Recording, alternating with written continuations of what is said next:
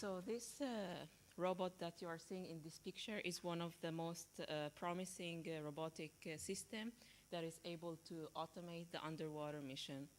So operated from the surface through a tether, this ROV can capture very high quality images, collect samples, perform maintenance, and everything. I mean, most of the advantages come from this tether connection. But what about, so underwater, everything is automated, but what about the surface side? So unfortunately, so far, until today, the situation is not very automated from the surface side because there is still the need of the human operator to launch this ROV, recover it, and manage the tether, and maybe sometimes go with a whole ship and keep tracking this ROV. So in this PhD program, my idea was to study this configuration where the ROV is connected to an autonomous surface vehicle that acts as a bridge to provide this ROV the power, data transmission, and keep tracking because we have this coupled system via tether. And in particular, my objective was to study two main topics. The first one is the motion control of the ASV, the autonomous surface vehicle, and then also study the tether that is connecting between these two vehicles. So starting from the ASV motion control, so as I said before, this ASV should keep following the ROV, but when this thing should start and when it should end, because if the ASV keeps following this ROV, it will, even for a very small motion and a limited area, the ASV will consume much more power for unnecessary motion. So we define this neighborhood zone that define when this ROV can start moving. And for applying this control policy, we exploited the task priority approach. So briefly summarizing task priority, let us define the mission in a number of sequence of action. And then each action is defined by a number of tasks with its priority. So for the case before, we have two tasks, which is the align to target and the Cartesian distance, to keep the certain distance between these two vehicles. And this is one of the this video should work. So maybe let's. Okay. So as we can see now, the ASV is doing a very, let's say, the motion is controlled. So it's not always like oscillating just because the ROV is doing a very small maneuver underneath. So it only follow the ROV when the ROV is outside of this neighborhood zone. And since the strategy worked well with the neighborhood zone, now we extended the work to include obstacle avoidance, and especially a pillar-like obstacles, since in the sea they can face some kind of obstacle that are like a wind farm, so wind turbine, which has this kind of pillar object shape. So in this case, we also defined the strategy to make this ASV not only follow the ROV, but in this case to also align to both obstacles and the ROV to keep the tether far from being entangled around this obstacle. So again, by using task priority, we define tasks and its priority. And for the new version, I used this stonefish simulator to have a better visualization of the whole environment. And I can show a part of this video for the sake of the time. So if you can see here, the ROV is near the pillar. And whenever the ROV is like navigating around this area, the ASV is trying to align to both the ASV and the pillar. And when the ROV stops, it aligns to the ROV. Okay, I go next. The second topic was the tether management system. So what is the optimal length that I should release for this ROV? Because if it was too short, it will restrict the motion of the ROV and create wear and stress on the material of the cable. And if it was too long, it creates like drag on the whole cable, which means more power consumption for the ROV. And it also increased the probability of being entangled. So I did an experiment in DFKI in Germany where I did a 6 months of secondment. And in this experiment, I collected a set of data, which are ROV position, linear angular velocity tether shape, sensor feedback, and also the tension of the tether, which was very important for our study.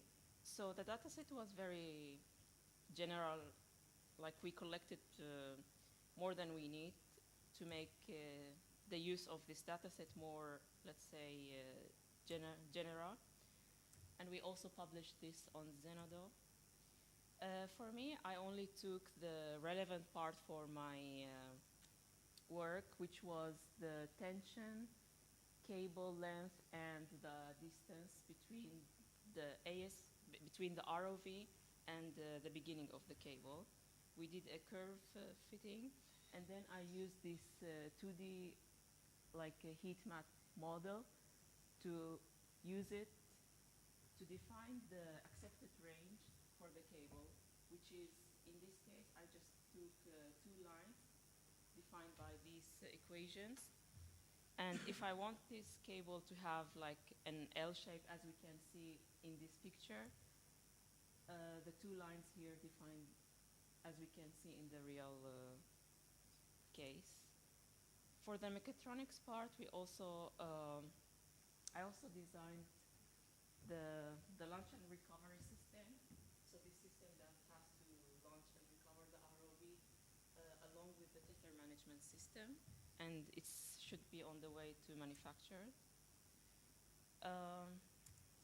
So since I don't have much time, this is the final slide where I conclude the publication courses and schools. Okay, thank you very much. Thank you very much for your presentation. Are there any questions from the board? Yes, please. What about the sensor systems that you think that can be implemented, for example, for obstacles, since you presented this application? Do you have an idea of possible technologies that you can use in this experiment? So you mean to exploit the tension sensor in the obstacle avoidance? In the first part, during the obstacle detection, what kind of technologies do you think can be used to measure the distance of the obstacles, the presence of the obstacles? Okay, so I mean, in my PhD, I didn't include this, but of course, we have other colleagues who are working on obstacle avoidance, and by camera, and LiDAR, there are ways to first detect the obstacles and then estimate the distance from this object. So you suppose that to already have the distance in your simulation? We do, yes. Question? I have a question. When you see the surface vehicle, sometimes it does some movements. Yeah. I have not much experience with vessels, but they are not that easy to do on a real one. Or maybe it's just my feeling. For instance, to follow the rover, I could see it turn into place with a. It's very high versatility. It moves in a way. Why Mm. in when we are in the sea, you don't have that perfect control. Can you comment on this? Maybe I'm wrong. So, and also, did you do also some experiments with a surface vehicle? Did you implement something with the actual prototype? So regarding the first part, actually this simulator includes both dynamic modeling, and we also include the disturbance, so the current. And of course, it's not like just we are applying velocity, because with the estimator, we are also compensating the current and everything. So the simulation should be very close to the real case. Like, and for the coming to the second question, um, so for this experiment that we did in the simulator, we didn't do it on real sea. However, this ASV was tested several times. So let's say for path following, point navigation. So, and as I mentioned before, the task I used was like, if I only took the tasks, they were already implemented and tested in real sea. So we are expecting also because we only just change the order of the task. Okay, it's And clear. It's clear. so, Okay. yeah. Okay. Thank you very much. If there are no other questions, thank you very much. And I kindly ask the next candidate. I'm not sure about you know it as well. I should say that. Second one is Viso. Is Viso here? No? Vanji? Yeah. Okay.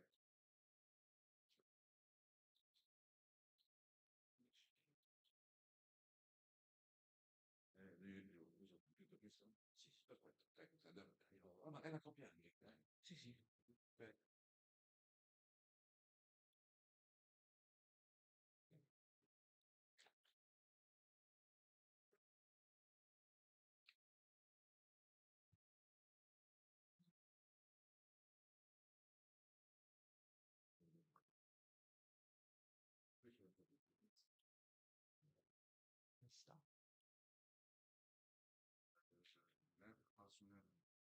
Digitale serio. Sì.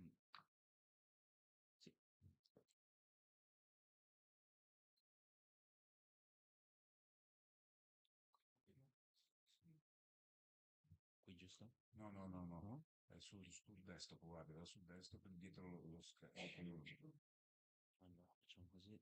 Sì, è Dream per Ah, eccolo, non posso perfetto. felice perché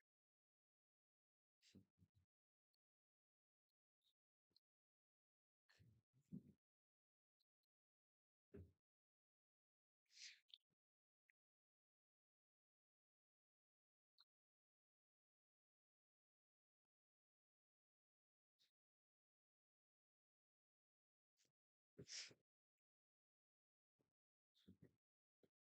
okay, whenever you're ready, please Yeah. start. Let me Okay.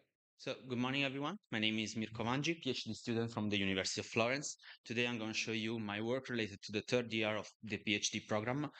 We aim to estimation of dynamic parameters for an underwater autonomous vehicle. In particular, the vehicle that we use is the Rubifist vehicle, a patented AUV design in the University of Florence that has the capabilities of autonomous changing its shape, spanning from two extreme configuration, named survey configuration over in configuration.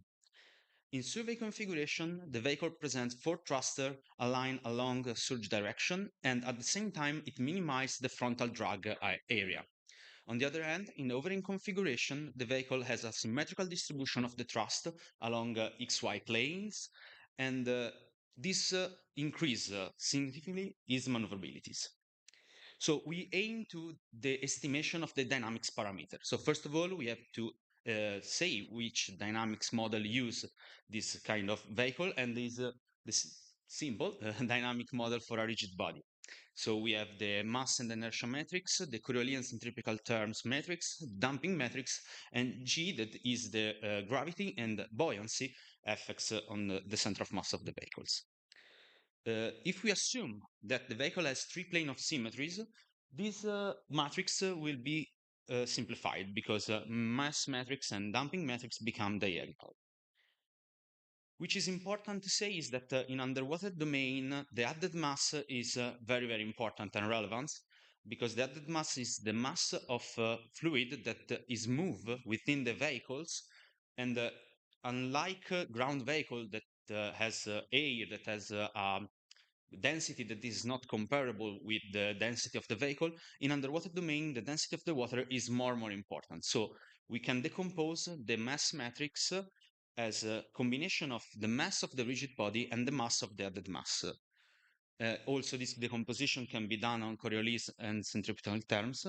And for this particular vehicle, we have set the maximum speed around 1 meter per second due to the battery and power of thrusters. So we can neglect the quadratic terms along drag and consider only the linear terms. So resolving the identification problem means resolving this optimization problem. So we aim to search the real parameter inside the M and D matrix to fit this equation, basically. Generally, this is performed through CFD analysis on computer graphics software like SolidWorks or ANSYS. However, this software requires high time of computational that runs for hours and hours, and also a very expertise user to learn and understood if the output is correct or not. So we decide to move to a more database approach based on physical informed neural networks.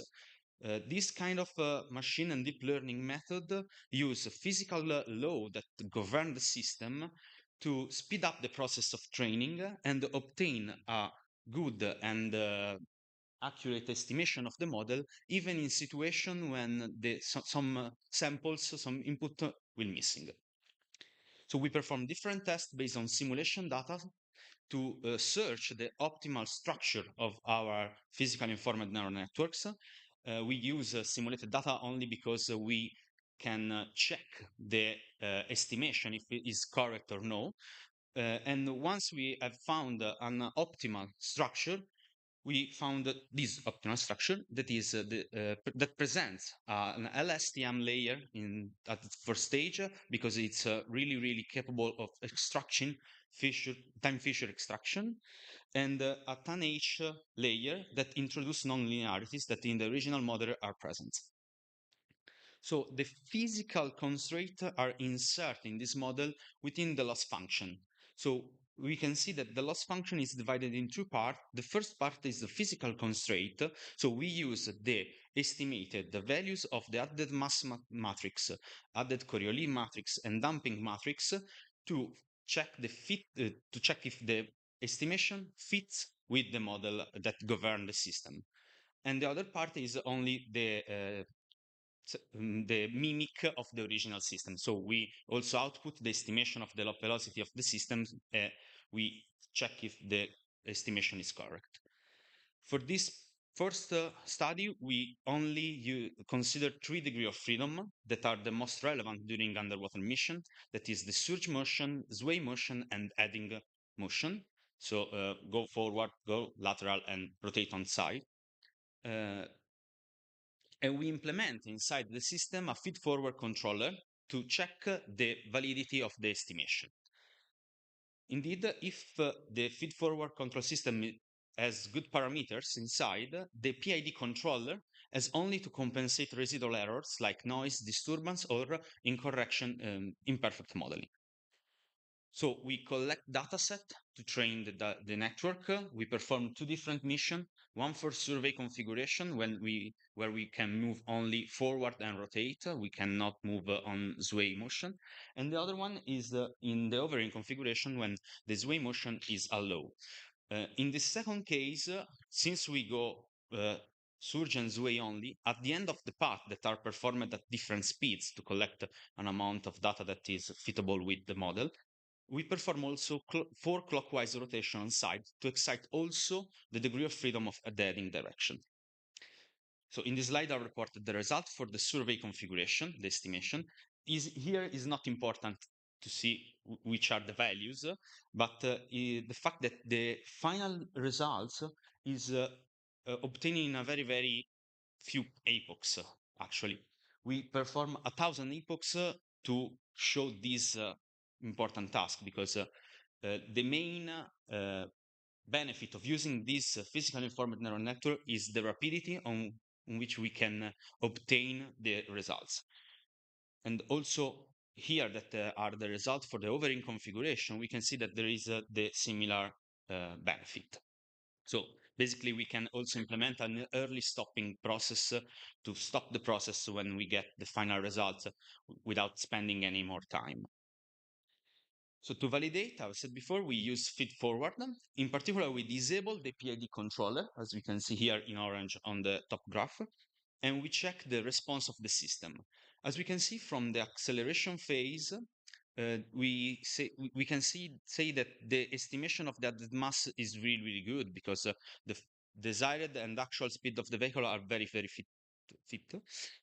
On the other hand, for the steady state, for the first test performed at 0.3 meter per second, we get an error of around 0.04 meter per second. So it's not that high, but it's not good as for the acceleration phase. On the second test, we get a slightly better performance for the steady state, but not so much. On the other hand, for the overing configuration, we perform two different tests, obviously, for surge and sway. And again, we can see here that the estimation of the added mass is very, very good because the acceleration phase is quite similar from the desired and the actual. And again, at steady state, we have some error around 0.03 meter per second. This is for the surge, and this is for the sway motion. Here we can see that the estimation of the added mass is less accurate than before. This is probably related to the problem of the control system in which we don't have a deceleration phase while we are approaching the waypoints, the desired waypoints, differently from previous that we have also a deceleration phase. So basically in the sway direction, the data for the added mass is related only on the acceleration phase. So we have less data and obviously a less accurate estimation. On the other hand, the steady state is really accurate because we have a lot of data for the constant speed phase. But also, if we have this inaccuracy, we don't matter because we have PID controller alongside the feed-forward controller. And here we have a test when we enable both. So as we can see from the desired and the measured speed, the response of the system is very, very, very good. We have almost a perfect fit between this desired and actual speed of the system. And so in conclusion, we have seen how we can use a physical informed neural network, so a new method to estimate the dynamic parameters of an underwater vehicle. And we have seen also that this estimation is really accurate and really, really fast. So for future work, we aim to implement on board on the vehicle a sort of model-based controller, like MPC, for example, and also to collect data to estimate also the remaining degree of freedom of the vehicle. In particular, we are interested in the heave motion, so the Z axis, because, okay, we work on surge, sway, and heading, but before we have to reach the desired speed, the desired depth of the mission. In this slide, I've reported some work done this year. So we have published a journal paper based on the work of the first year of the PhD program. And I've presented this work based on simulation data at an international conference in Brest, France. So thank you for your attention.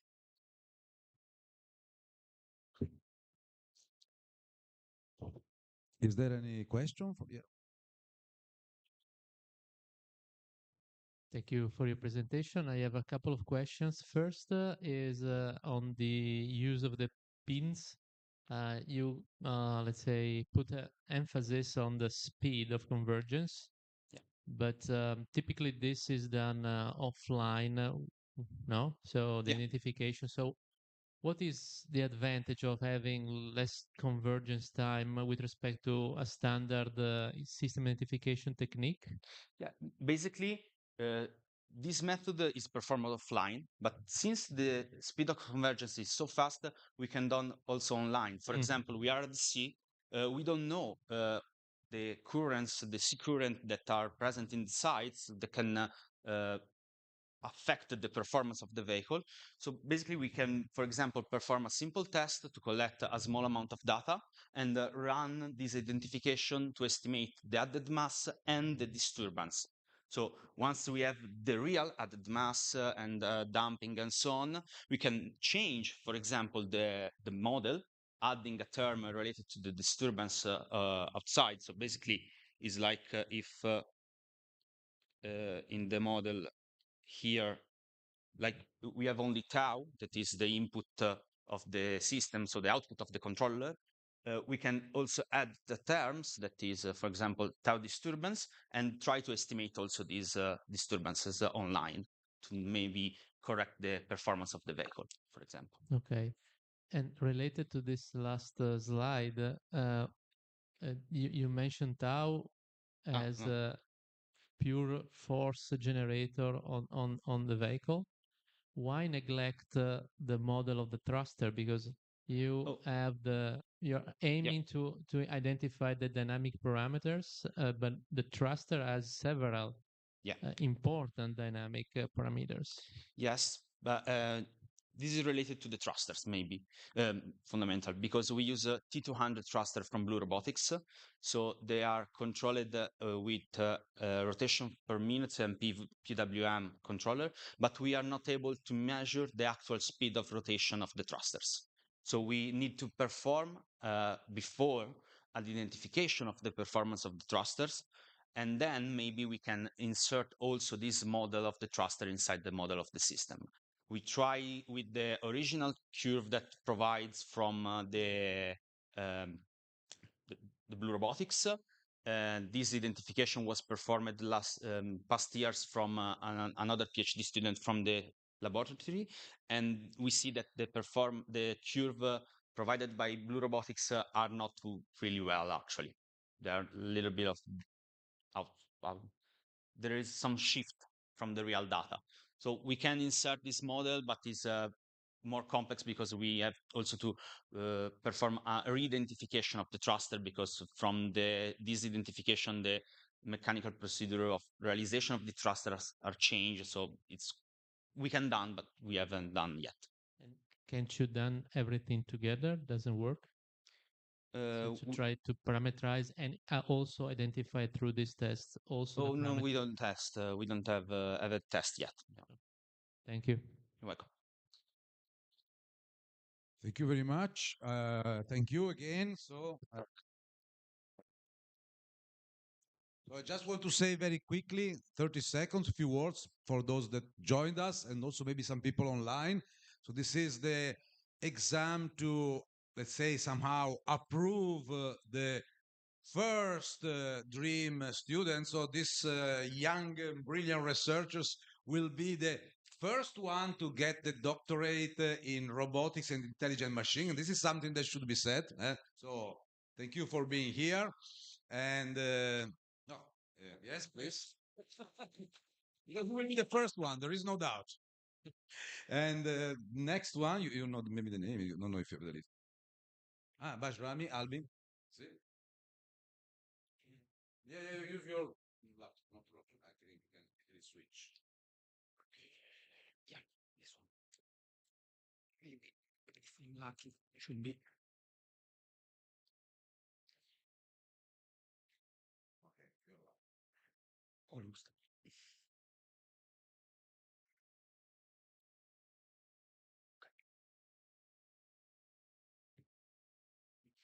Okay, I'm Albin Bairami, and my tutor is the professor Matteo Claudio Palpacelli from the University of Ancona. And I will try to be clear, but it's not one thing that I'm weak to explain what I have done. But what is my final objective in this third year is to study the contact reach, especially for the polishing or grinding. What is a contact reach? It's a task. What is the contact reach task? It's a task where performance depends on the physical contact. And for example, the polishing could be considered inside this family of contact rich task because when we try to polish something, we have a complex interaction. So I have studied the polishing. I have studied the contact between the robot and a surface, but with aiming to improve the robotic polishing teaching, the phase to teach, how to teach the robot to perform this task. Okay. This is what I want to bring as my PhD thesis, and is a framework where integrate the learning from demonstration with reinforcement learning for robotic surface finishing. The goal is to simplify the robot skill acquisition and to improve the adaptability in contact rich task. Learning from demonstration can, I will show you what I mean now, but learning from demonstration, it's something that can help a lot during the teaching phase, because I have just to show what I have to do, and then I can bring this information to the robot, and the robot can try to understand how to do this and to adapt this with reinforcement learning. Yes, okay. Sorry. So the idea is to try to perform this type of task, for example, the polishing. Here there is a force sensor, and here there is a marker with NDA camera, that it's a motion capture camera. We can collect force and position and orientation, and then transfer this information to the in a reinforcement learning environment, and try to readapt this information in a way that the robot could not just reproduce this trajectory and this force, but to adapt this trajectory and this force. How I have reached this objective, because I have worked in the second and the third year, the end of the second and the beginning of the third year, in this focal project where I have worked with this Tiago robot, that it's a humanoid robot, and I have developed this mimicry algorithm that I will show you now what is. And my third year, for 7 months, I have been in Finland at the VTT Research Center, where I have worked on reinforcement learning. So the connection between these two projects is the learning from demonstration. Of course, even the tool that I have used, but learning from demonstration could be used like the connection between these two projects. So the idea of this mimicry algorithm is to use two RGB camera to detect the pose of the human right arm, and then perform the triangulation. This triangulation is performed with NVIDIA DeepStream because it's more faster than other framework. Then after with OpenCV, we perform the triangulation. We send this information to the mimicry algorithm. That is something that we have done. It's a custom algorithm to mimic the human arm and to transfer this to to the robot, to the arm of the robot Iago. And then we can mimic the gesture. In this project, I have published 5 articles, 4 conference and 1 journal, and 1 will be presented next week. And this is one of the first what we have done. So we have tested, first of all, the triangulation. Then I have tested the mimicry. I will show you.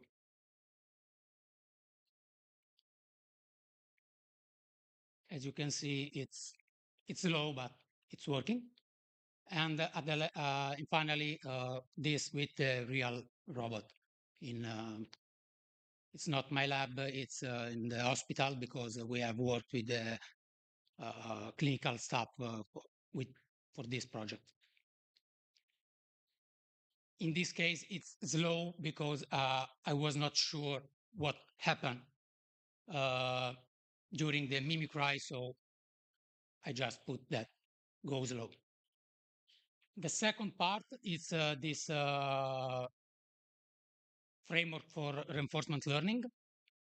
Reinforcement learning, it's a branch of AI, and is used in robotic for rigid body manipulation, for assembly, disassembly, grinding, stacking, door opening, surface sliding, and mixing, or maybe with deformable object like rope folding, pegging hole, tissue cutting, and so on. Especially these 3 papers, but there are even other papers. But reinforcement learning now it's used, for example, with not just reinforcement learning, but it's used. There is a model that we can put on this model the reinforcement learning methodology, try to change the parameters of these models. So the stiffness or damping, for example, in the first one. In the second one, for example, the authors just change the force trajectory, clamping position, or maybe we can use the reinforcement learning with the admittance control. So it's used with control. But the idea was, okay, we can use the reinforcement learning with this control, but the problem is when the task is difficult, the agent is not able to reach a solution fast. So we try to understand, okay, but I don't want to just to play with the hyperparameters or with the reward function, but I want to try to find some fingerprint. And to do this, I have created this framework, especially the trajectory manager, phase controller, contact sensing system, reward system, and debugging. And this is just to show it's a simple simulation, but the idea is to find this fingerprint. So I will show you what I mean. But in this case, I'm just following this simulation. As you can see, the reinforcement learning is not able now to do this fast. And okay, the last one is this one. We have used Isaac Sim because we can parallelize the simulation, so the training is more faster. And to understand this, to find this fingerprint, we try to use this PCA analysis that is a statistical tool. And we have put inside this PCA several variables. And because you can obtain different results depending on the variables that you put inside. In this case, if you put inside the Cartesian stiffness gains, the task space apparent inertia, and external forces, we can find something. And this one, I'm calling it the fingerprint. And this paper has been published and this contact and impact aware manipulation. That it's a workshop in IROS, and the idea is to find this one. What I mean that this is the baseline where there is just only the model, so the robot is following a model. There is not reinforcement learning. If we had the chance to the agent to change the parameter along z-axis, okay, the z-axis, we can see that there is not changed too much. When we are in convergence, we see that the three PCA analyses are similar. If it's not converged, they are completely different. So the idea is, okay, we can use PCA to try to find how to reach faster the convergence of this type of task. And the last one is the K operational state control, the model that we are using with the K, the stiffness and the damping along the z-axis. Here we can see that with yeah, of course. And this is the last slide with the publications. Yeah. Okay, but those results come from here. As you can see, the orange line, it's operational state control, that it's like impedance control, let me say, but it's not the same. And we can see that with reinforcement learning, the agent can improve, for example, in this case, because I have said, okay, reduce the time to the working time. So we just started before, and then it's more stable than just the blue line, that is the operational state control that has more oscillation. Adding the damping with 20 epochs, it's working, but it's not working correctly. So it's stable, but we can see there that it's okay. I'm reaching a solution. And yeah, those are the publication, Aurora, and okay. Thank you very much. Are there maybe any question from, yeah? Yes, so maybe if you could, in a couple of words, restate the objectives, for example, of the last work about the force, because I could not understand what was the objective. The objective is to study, to try to understand how to teach the robot to polish surface in a, let me say, easy way, more easy, because now if you just run the, for example, the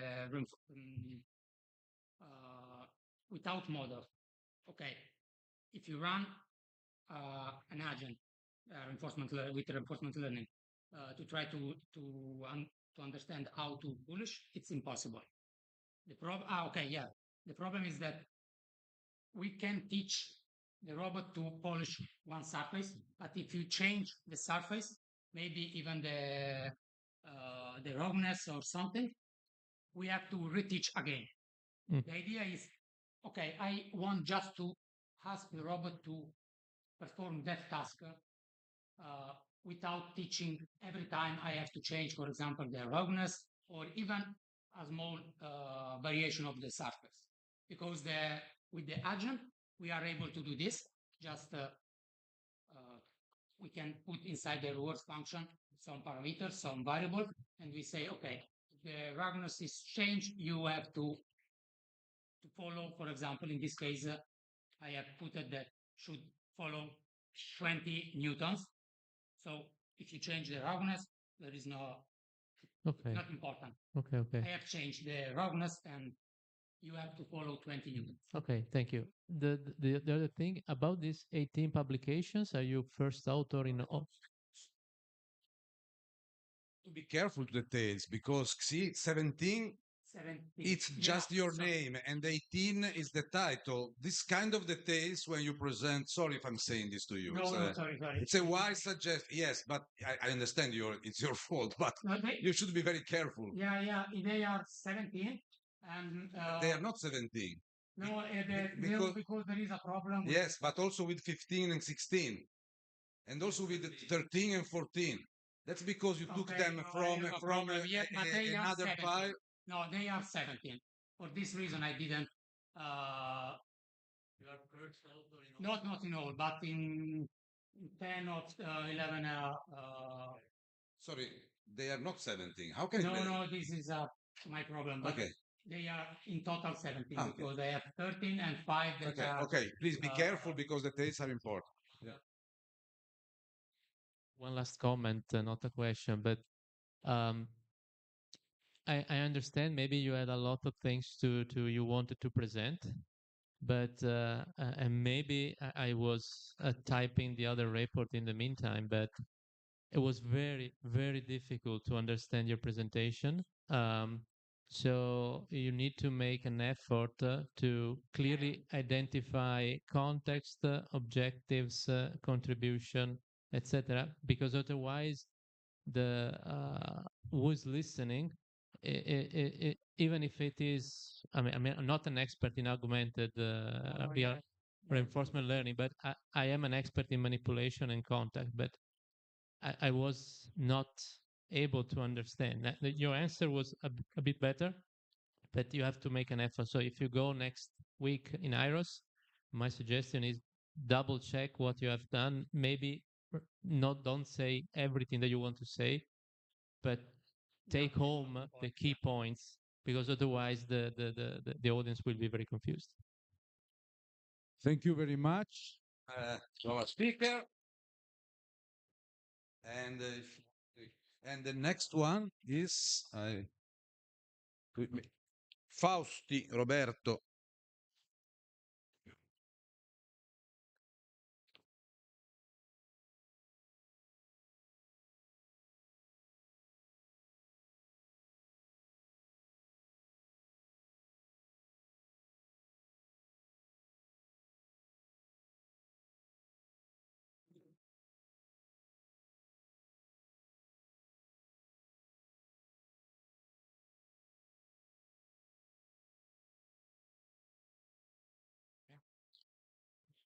Good morning, everyone.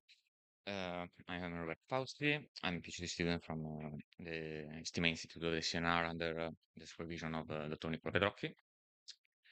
And my project was related to physical interaction, in particular from between a robot and a second agent, which could be a human or another robot.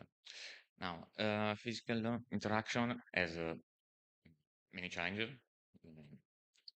For example, to just list some of them, role arbitration. So we need to decide which of the agents interacting has to decide the task and which one has just to follow. Usually the robot can have different behaviors or should have different behavior to solve different tasks. So the switch between these different behaviors need to be addressed. If we are talking about physical human-robot interaction, the robot should be able to follow the human fluently, and of course, the safety. The interaction should be safe. During the project, some of these problems were tackled. In particular, during the project, I have tackled the problem of role arbitration for collaborative tracking of a trajectory, or simply for hand guiding. I tackled the problem of restoring recovering the reference trajectory after a switch between the roles between the agents in interaction, and I applied this the solution found for this problem to a whole body control for a mobile manipulator used for collaborative transportation, cooperative transportation, and information control, again for transportation, in this case between robot and robot. Now, the core methodology, the problem that I said that we tackle is the role arbitration. So the choice between different behavior that the robot could take, in particular during the interaction. So it could be the leader of the interaction. So it has to decide the task, or the follower. In this case, it simply follow the interaction, the other agents. Now, to find a good controller, to develop a good controller that can tackle this problem, the idea came from a different field of a field of mechanics, rheology. Rheology deals with a lot of system with nonlinearity, different behaviors that can switch mostly one with the other, important constraints. So in particular, in rheology, the what can I say, the phenomenon that we took as inspiration is the friction, because friction exhibits two behavior can be explained with performing two different behaviors, an elastic behavior and a plastic behavior. And between all the models, among all the models of friction, the Luger model was chosen to be as the core of the controller, because the Luger model is a popular model, is pretty simple, it has a low number of parameters, and a simple representation, can be easily explained. So from the Luger model, using the Luger model, we developed an admittance controller which could switch between these two operations, for elastic and plastic. Of course, the model as is could not be used, so it has to be expanded to manage 3 dimensions, to manage to better split the behaviors and other thing. And so this is the core, and the second element of the used to develop all the applications is the hierarchical copy, because we had to deal with constraints on the robot safety, just for example, and it gave us the opportunity to define multiple tasks with different priorities. Okay, so from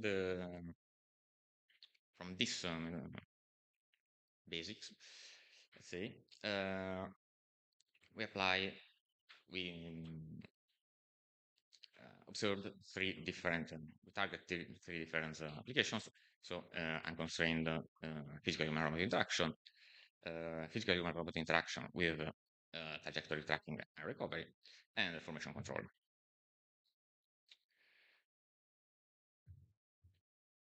Sorry. Okay. Now, for the first application, unconstrained physical human robot interaction, as I said, we target cooperative transport. So we developed a whole body controller that could allow the cooperative transport. In particular, since the looker-based controller has these multiple behaviors, we had the opportunity to split, let's say, the also the behavior of the whole body controller and of the mobile manipulator, depending on the state of the controller. In particular, we decided that we, for example, during an elastic motion, so motion that will be, which is temporary, the movement of the arm should be prioritized. On the contrary, plastic motion, so a permanent deformation of the trajectory, would be better, would perform better if the base was prioritized. So the whole body controller, implemented as a hierarchical quadratic program,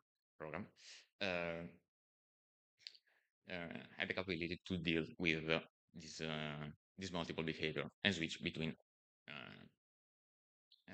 them based on the state of the Luger-like model.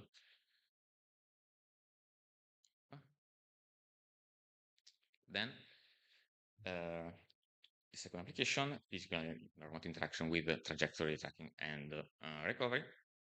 Now, if we have a plastic deformation, a plastic movement, so a permanent deformation of the trajectory, some cases that's okay to keep the deformation. In other cases, maybe the deformation of the trajectory should be eliminated, for example, because there was an obstacle during the tracking. So we introduced we augmented the hierarchical quadratic programming to deal also with the let's say elimination of this plastic deformation. And to do that, as I said, we augmented the hierarchical quadratic program, adding also a Cartesian term that could be activated when needed. So we change the priorities inside the hierarchical copy when this elimination of the plastic deformation is needed.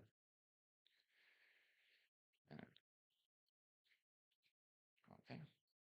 And finally, on formation control, as a preliminary step, a planner, global planner based on an augmented cost map has been studied. In particular, this augmented cost map is a representation of the environment as seen by the whole formation, by every robot in the formation. And to construct this cost map, first the shifted version of the cost map from every robot are merged, and then rotation of this merged map are stacked, rotation assembled and stacked to create a 3D map in which a simple star or Dijkstra's algorithm can be used to find a path across. Now, due to hardware problems, namely the mobile is broken, I've yet to conclude the tests, including the elastoplastic controller with the formation controller stack. But I hope to finish the test in the next weeks, and for sure before completing the thesis. And so to conclude, we defined implemented a rehabilitation model based on a common friction model. We augmented the model we augmented the controller based on this model to perform trajectory tracking and trajectory recovery from the row switching. and define a controller, for the mobile manipulator, and define the information control stack for physical interaction, in particular cooperative transport. Now, these are publications, and that's all. Thank you. Is there any question from the? Yeah. So thank you for your presentation. In the video that you showed, there were several, let's say, shaking of the robot. Which one? Sorry. The experiment that with the human. Sorry. Oh.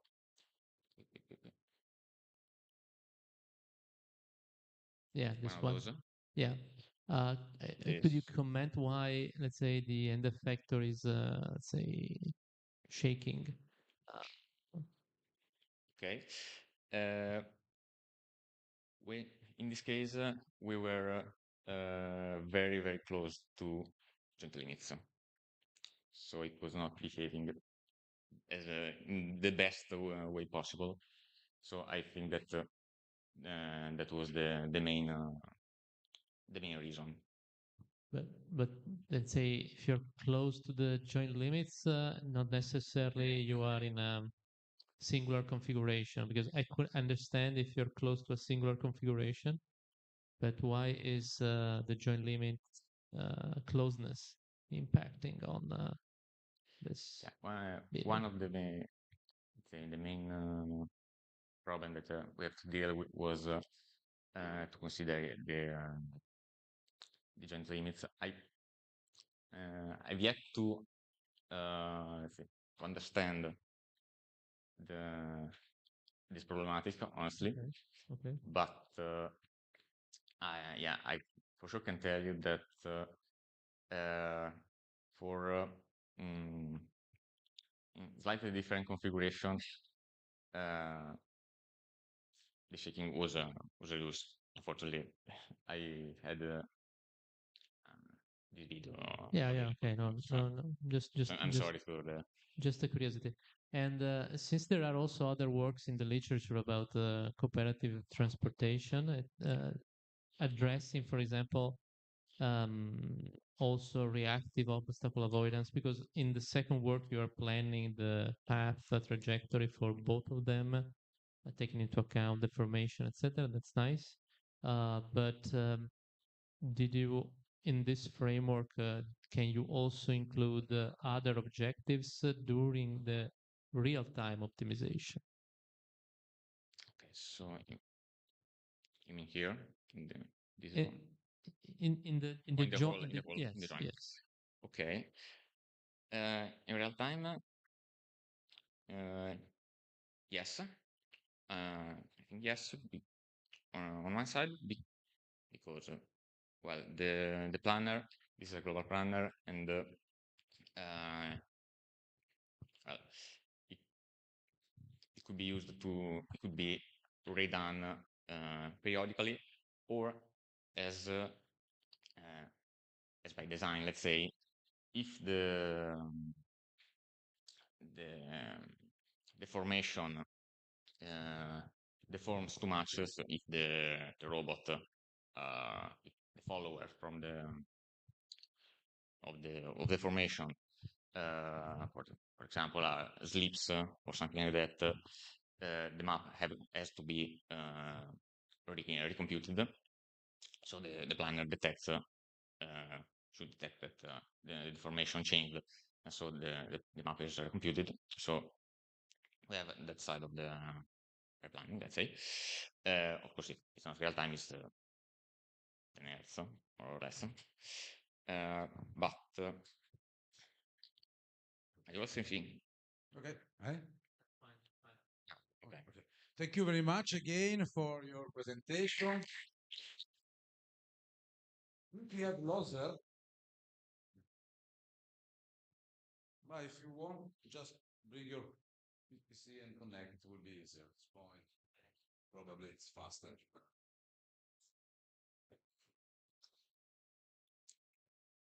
Mi ho scoperto che faccia staccare e attaccare per funzionare.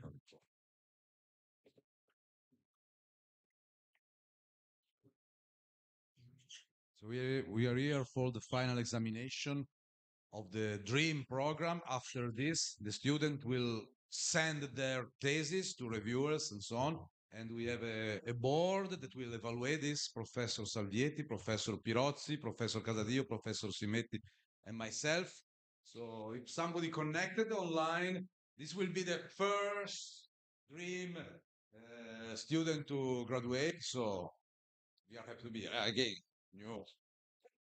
So every 15 minutes we will give a new close to students. Are you ready? No, non mi mostra lo schermo. Aspettate un attimo. Ok.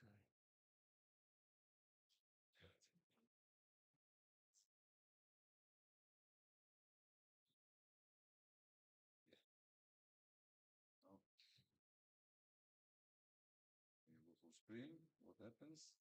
This is my full screen. Eh? Okay. It's okay? No, that's okay, yeah. Okay, if it's okay. I hope. Yeah. Okay, so I'm Federico Lozar from the University of Udine, and my tutor is Professor Alessandro Gasparetto.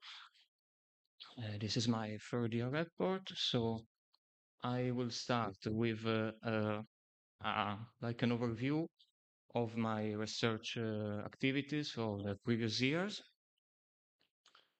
So I used to work on collaborative robotics. In particular, I developed an application for robot stopping approach based on speed and separation monitoring to improve the collaboration and the fluency in human-robot interaction, and I tested the application on a Panda robot. Then I also developed an assembly station on a project with Marelli Automotive Lighting, which is a company that produces carrier lamps, in particular a pick and place application for picking some stickers on carrier lamps, and I implemented the previous strategy of robot stopping approaches on also on this project. Then I implemented all the strategy on a real assembly line during my traineeship at Marelli. And then I also used to work on trajectory planning. I implemented an approach on a Panda robot for the vibration reduction using a minimum time jerk optimization. Then I improved that particular application using the kinematic redundancy of the robot as an optimization parameter. All these projects ended up with a publication. And now I will talk about the activities made on the third year. So the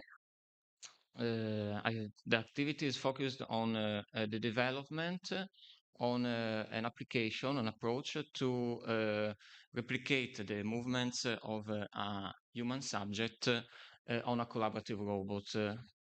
I have been working on it during my traineeship at my research center in Villach with Professor Mattia Brastotter.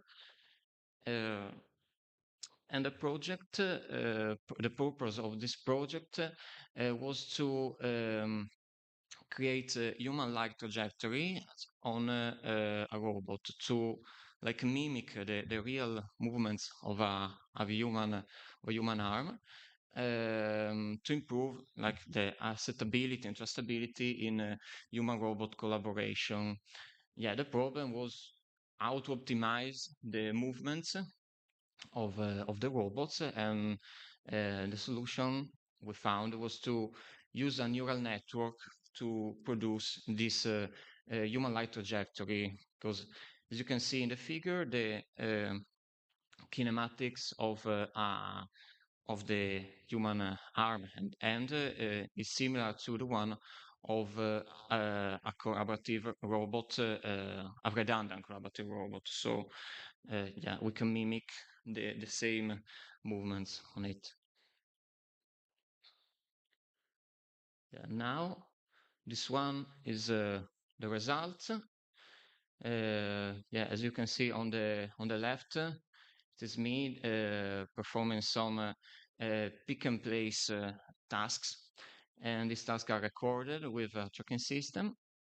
And then on the right, you can see the same trajectory, the same pick and place task performed by the robot in simulation. And you can see that the movements are quite similar, but the kinematics of the robot in simulation comes from the provisions of our neural network. So yeah, I think that's all. And this is a flow chart of the whole application. We start from the acquisition with a tracking system of the position of the human arm, which give us the marker data. Then with a conversion algorithm, we create the data we need for the data set and also for the test for the evaluation.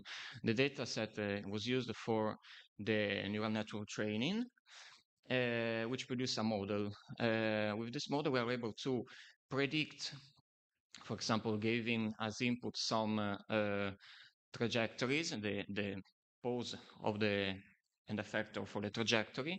We're able to predict the value of the seventh joint, which is the redundant joint. So the one needed for the calculation of the inner kinematics to have the whole kinematics of the robot. So then with the optimal configuration of the robot, we're able to simulate it. And then we can do also an evaluation of the test to have an accuracy and the precision of our model. The training was made with an OptiTrack tracking system, as you can see in figure. This is the recording of some movements for the data set. We use 5 markers for the recording, 2 places on the fingers, one on the hand, wrist, another one on the elbow, and the last one on the shoulder. Yeah, with the tracking system, we only have the 3D coordinates of the markers. Then we need to convert this data to obtain the data we really need. So the pose of the end effector, position orientation, and also the value of the 7 joints, so like the angle of the wrist, which is the redundant parameter. And then we're ready for the training. We use the 80% of the data for the training and 20% for the evaluation. We train a lot of neural networks, each one with a different combination of hyperparameters, and then we choose the best one, the best performing, which shows an accuracy of 93%. The hyperparameters we choose are listed below. Sorry. This is for the experimental step. We used a PC with Ubuntu. We use Python for some programs like the neural network and the part of motion planning, and some C++ servers for the calculation of inverse kinematics and the data processing. The robot is controlled via ROS environment, and simulations are made in Gazebo. We placed the base of the robot upside down to mimic even more the configuration of the human arm. These are the results of one of the tests we made. On the top, you can see the comparison between the reference values of the 7 joint, the redundant one, coming from the recordings, so the real data, and also the comparison between these values and the values from the previsions of the neural network. Below you can see the path of the end effector, the desired values, and the measured ones directly from the robot. And now I listed the traineeship, the conferences, also the courses I attended this year. A 6 months traineeship for my period abroad at my research center in Villach.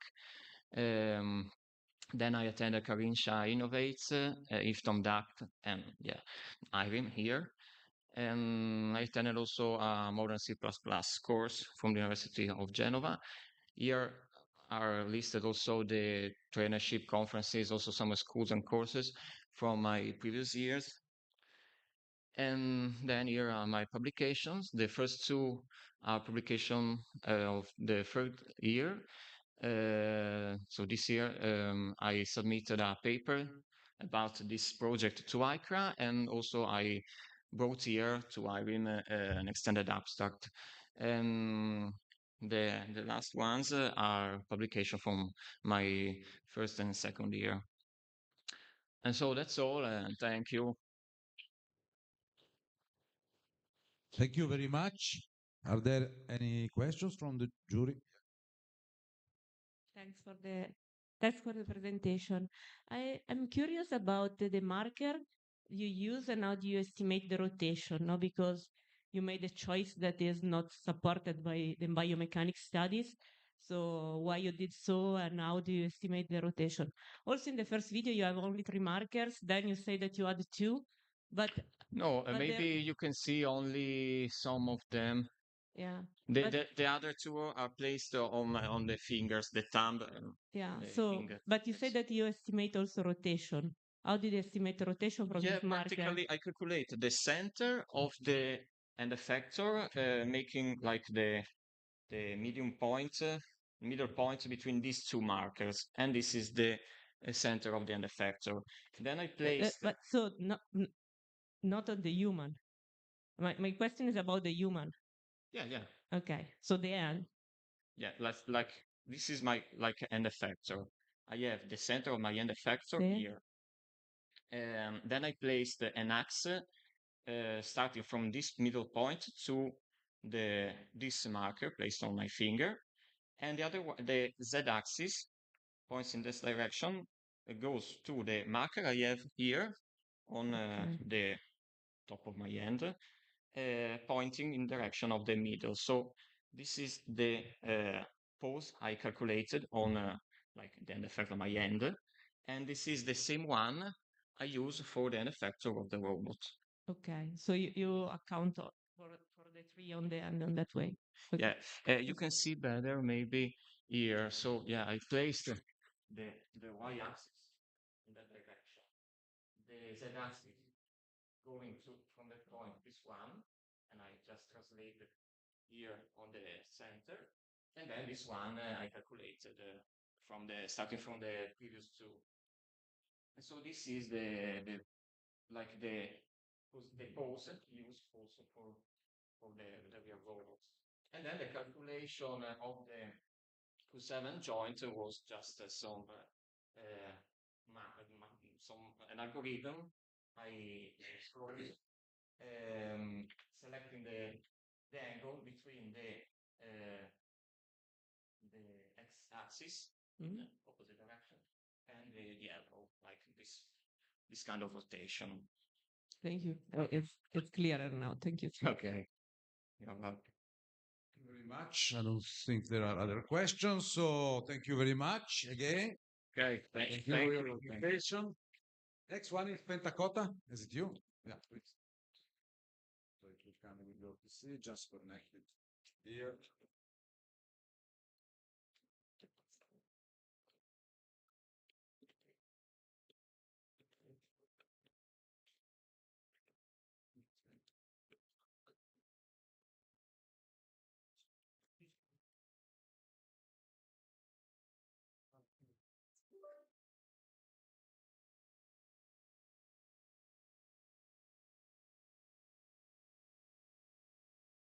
Good morning, everyone. Myself, Lohit Kumar.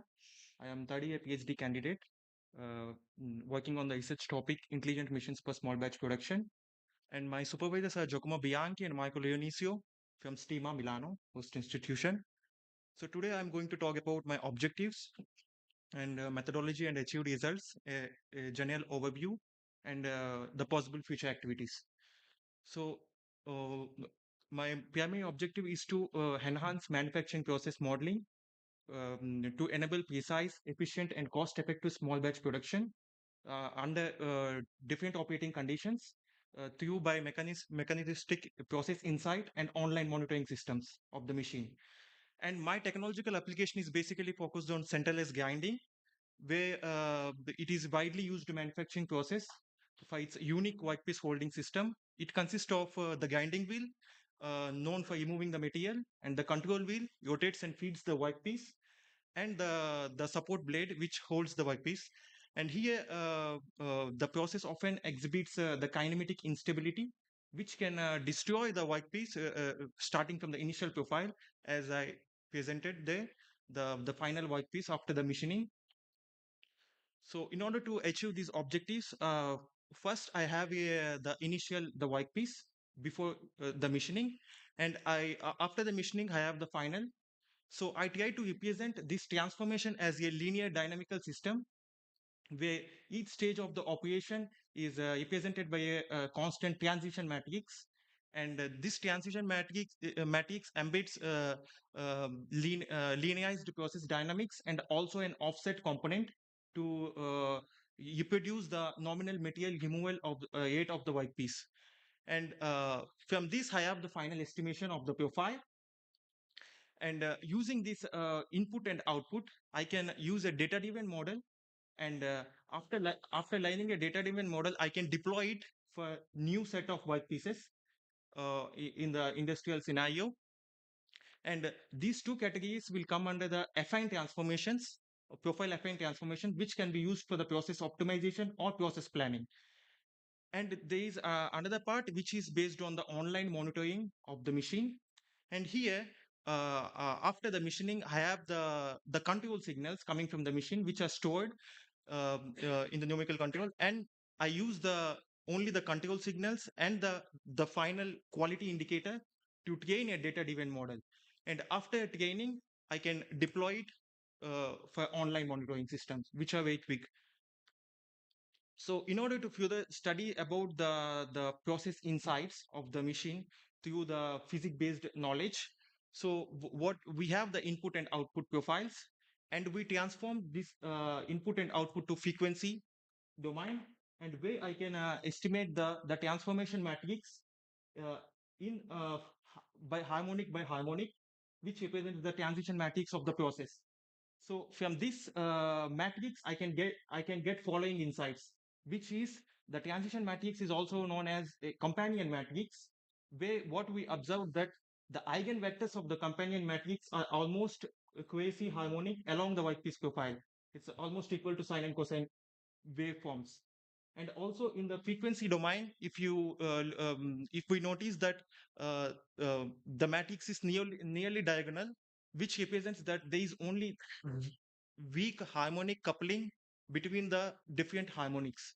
So as a consequence, we can take the absolute value of this matrix to represent the overall process dynamics, which is similar to the frequency response function of a time domain system.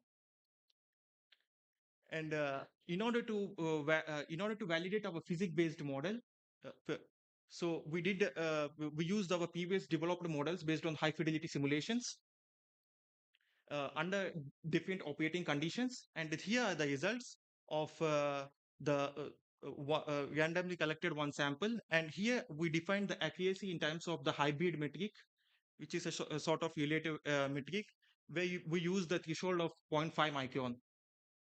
And we use the high fidelity simulations because we want to test our affine transformation in a very controlled environment to overcome challenges like detachment and also the dynamics of the machine. And now I'm talking about the monitoring systems I used from the on the machine. So I collected the data of around 242 experiments, which are under expert defined. And from this, I have 8 numerical control different signals, and uh, coming from the grinding wheel, operating wheel, and also from the axis feed. So from these signals, I extracted signal features, and together with process parameters and the end product quality indicators, we trained a model based on we trained linear models based on the Bayesian lasso and mixed conjugate models, and we identified the parameters using the MCMC sampling. And here we use the standard training testing split 90-10. And the idea of this model is to predict the final product without from these signals, from the online signals. And these algorithms are very robust in terms of the identifying the robust feature selection, and also for the uncertainty quantification, and can be also applied for the low order model implementation to get the insights, the process insights with respect to the machine and the final product. And here is the performance of the data-driven models. So here I have 2 models. So where I expressed the accuracy in terms of root mean square. So I achieved around 1 micron between the experimental data and the model on both models. So, but the mixed conjugate model is performing much better. So here are the uncertainty intervals for the model based on the final product. And here are the identified features coming from the model, where we notice that some of the confidence intervals have very wide intervals, and this is due to the correlation of the signals, and this can be investigated by using the clustering analysis. So now I'm going to give you a general overview of what I said until now. So we have the physics-based affine transformation, where we are representing the grinding process as a affine transformation from initial to final, enabling a systematic analysis. And here our original contribution is analysis of the eigenvalue and eigenvector analysis to describe the process and give insights of the workpiece evolution from initial to final. And there is also the data-driven affine transformation. It is also a original contribution from our side, because we are just using the input and output data, which are very easy available in the industries, and it is very quickly to deploy in the industry point of view. And also after training a model, we can predict a new batch of initial profiles. And finally the monitoring model. And here our originality lies in extracting the machine signals, numerical control signals, and together with the process parameter. That's all. I mean, we are not using any input data or any additional sensors, which is also this approach is very cost effective for industry. And here are the possible future activities. So talking about the physics-based affine transformation, we try to incorporate the machine and wheel dynamics to generate effects like regenerative effects, and to be applied on the experimental profiles for validation and refinement of the approach. And the data-driven affine transformation can be extended to handle variable operating conditions for industrial applicability. And finally, for the monitoring model, here we want to analyze the correlation structure between the control signals coming from the machine and the input data, because we want to investigate why the model is predicting very well the final product, even though there is no input data to the machine, to the model. And here are some of my publications. So from the last 3 years, I have 3 contributions, and I submitted recently to the Journal of Manufacturing Process, which is based on the affine profile transformations. And now I am working on the online monitoring approach to be submitted as soon as possible. And I also did the abroad period for 6 months at Brunel University of London, UK, under the guidance of Dr. Moskos Papanas. And here are my PhD courses I carried out. That's all. Thank you.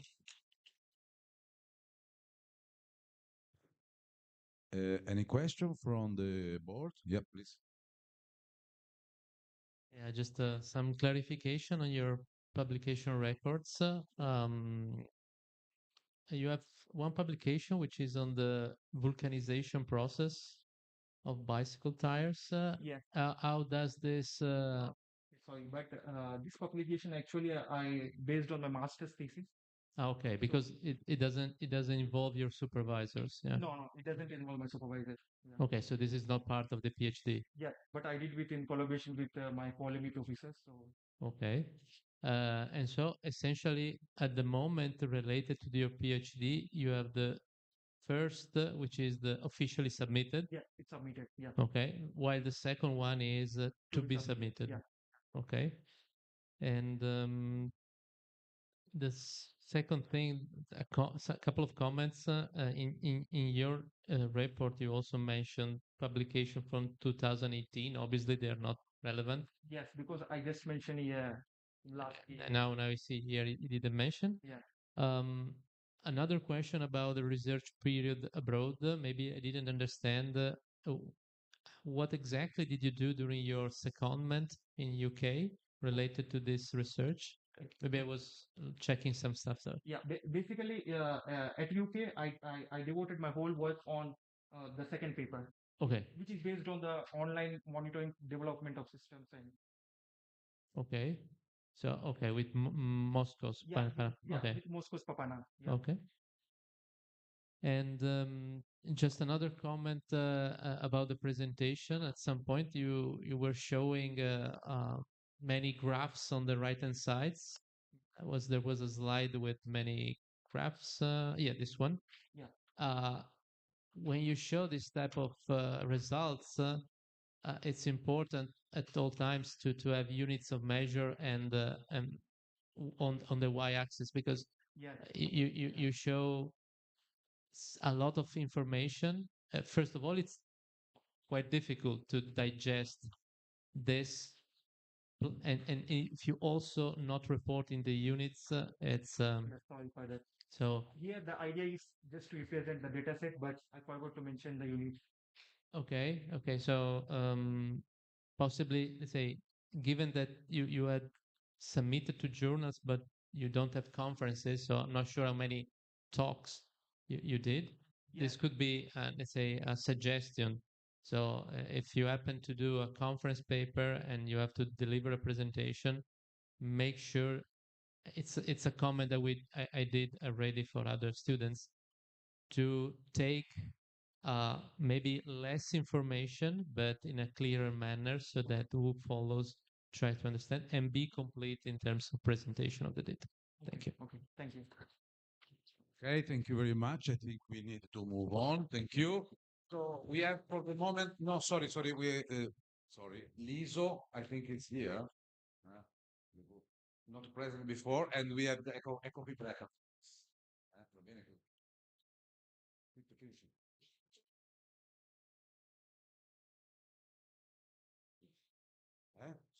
Sì, sì. No, non è che ottimale.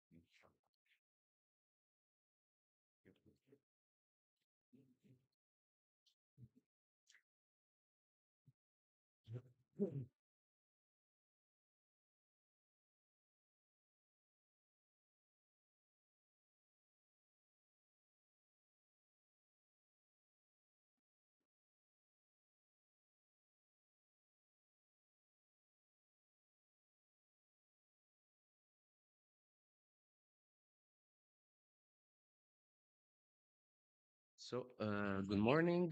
My name is Adriano Liso, and I'm a student at the third year of the PhD, the DREAM PhD, and I'm going to present the third final report.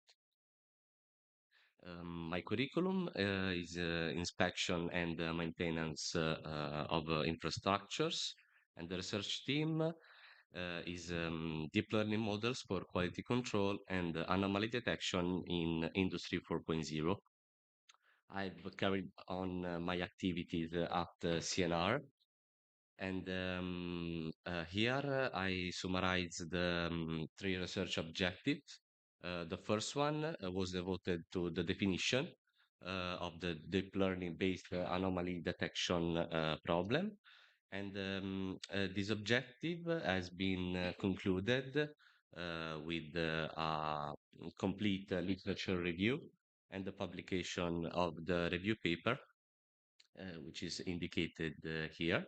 Then the second and the third objectives are were devoted to the development of techniques for characterizing and predicting anomalies, and the testing these techniques and models, um, both on real data and also simulated data, as I will show you in a moment. And another work that I've published is this one, where I tried to detect anomalies in composite materials. These are other conference proceedings from the first and second year.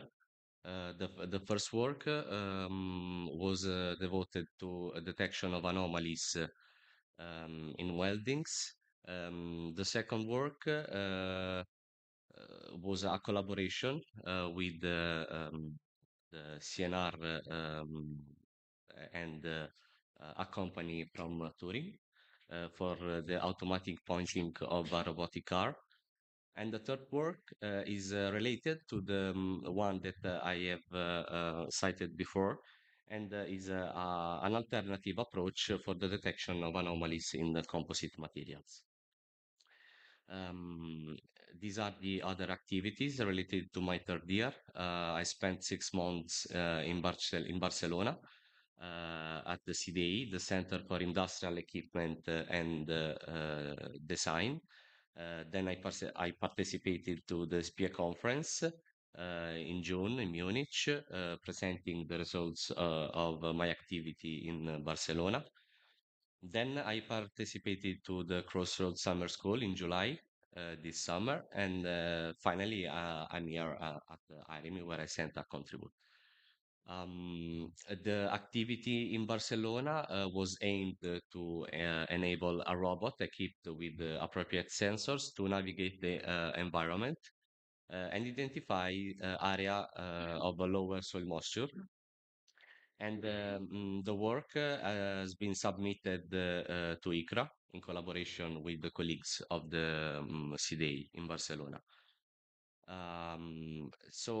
Related to this activity, the focus of my work was shift on the intelligent part of the work, let's say, in the sense that I have applied neural network to try to detect the moisture of the soil.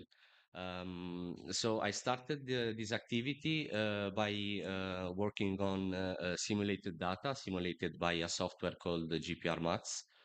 And the scheme is very simple. The antenna transmits a pulse, an electromagnetic wave, which is backscattered by the soil and the obstacle that it finds, and recorded by the receiver.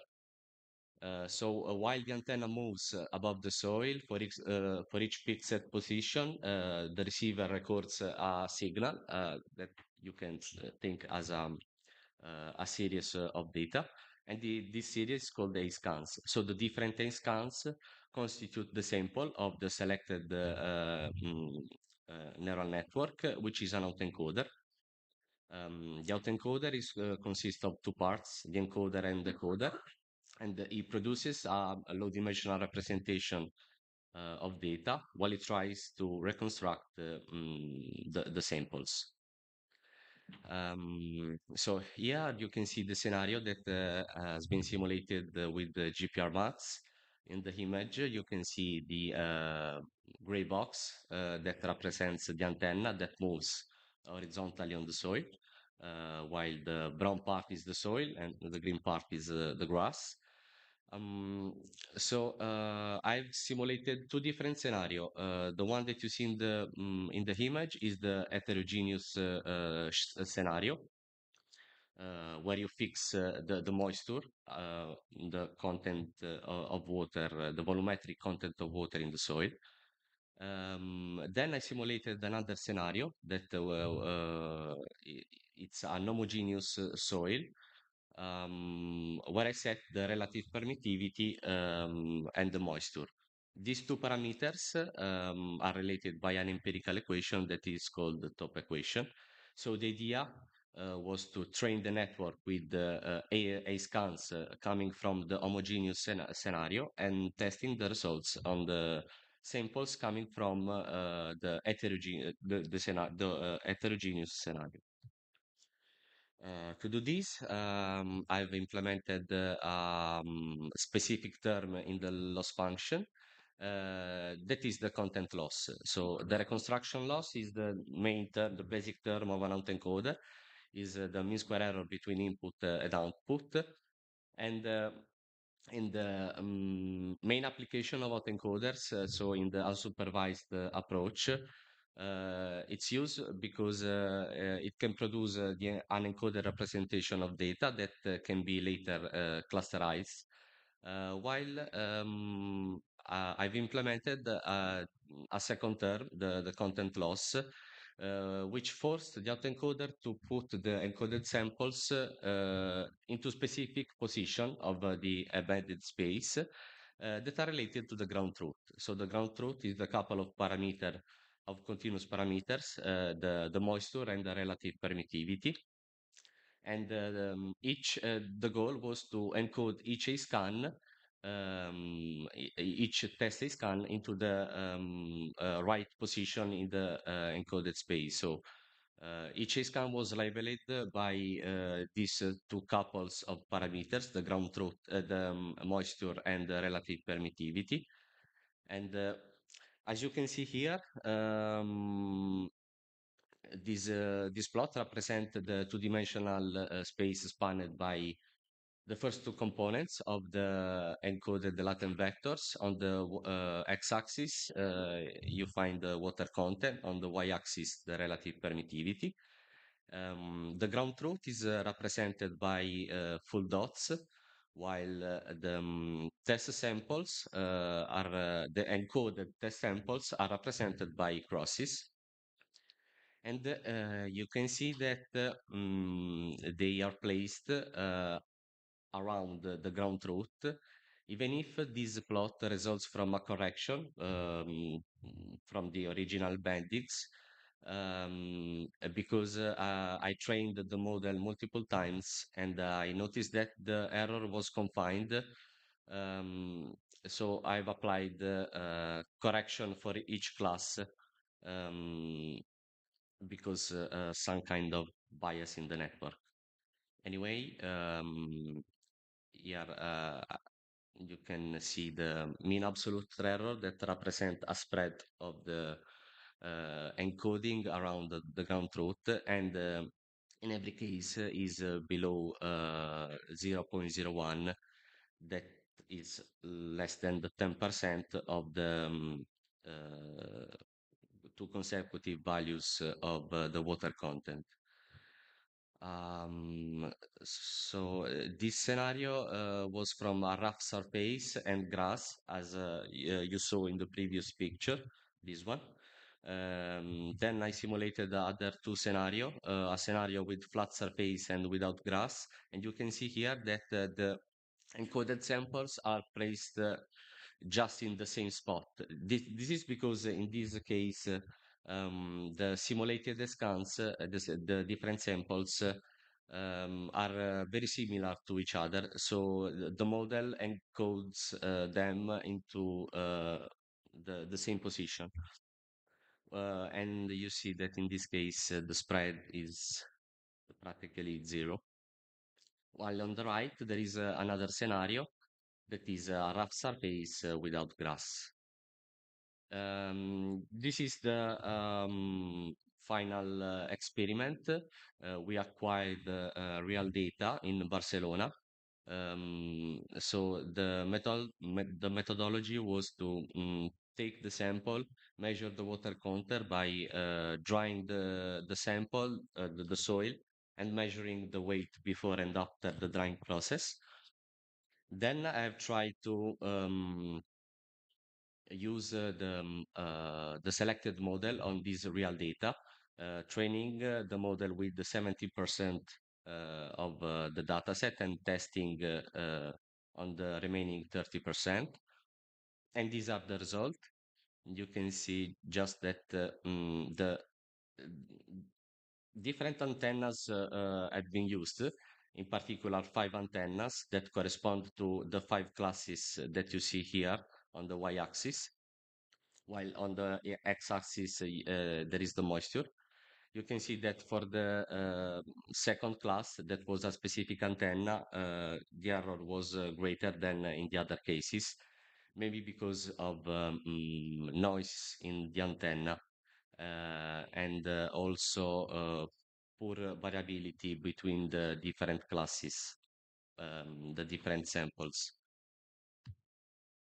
I concluded by saying that a possible application of deep neural network, in this case an autoencoder, has been shown for detecting the content of water in soil.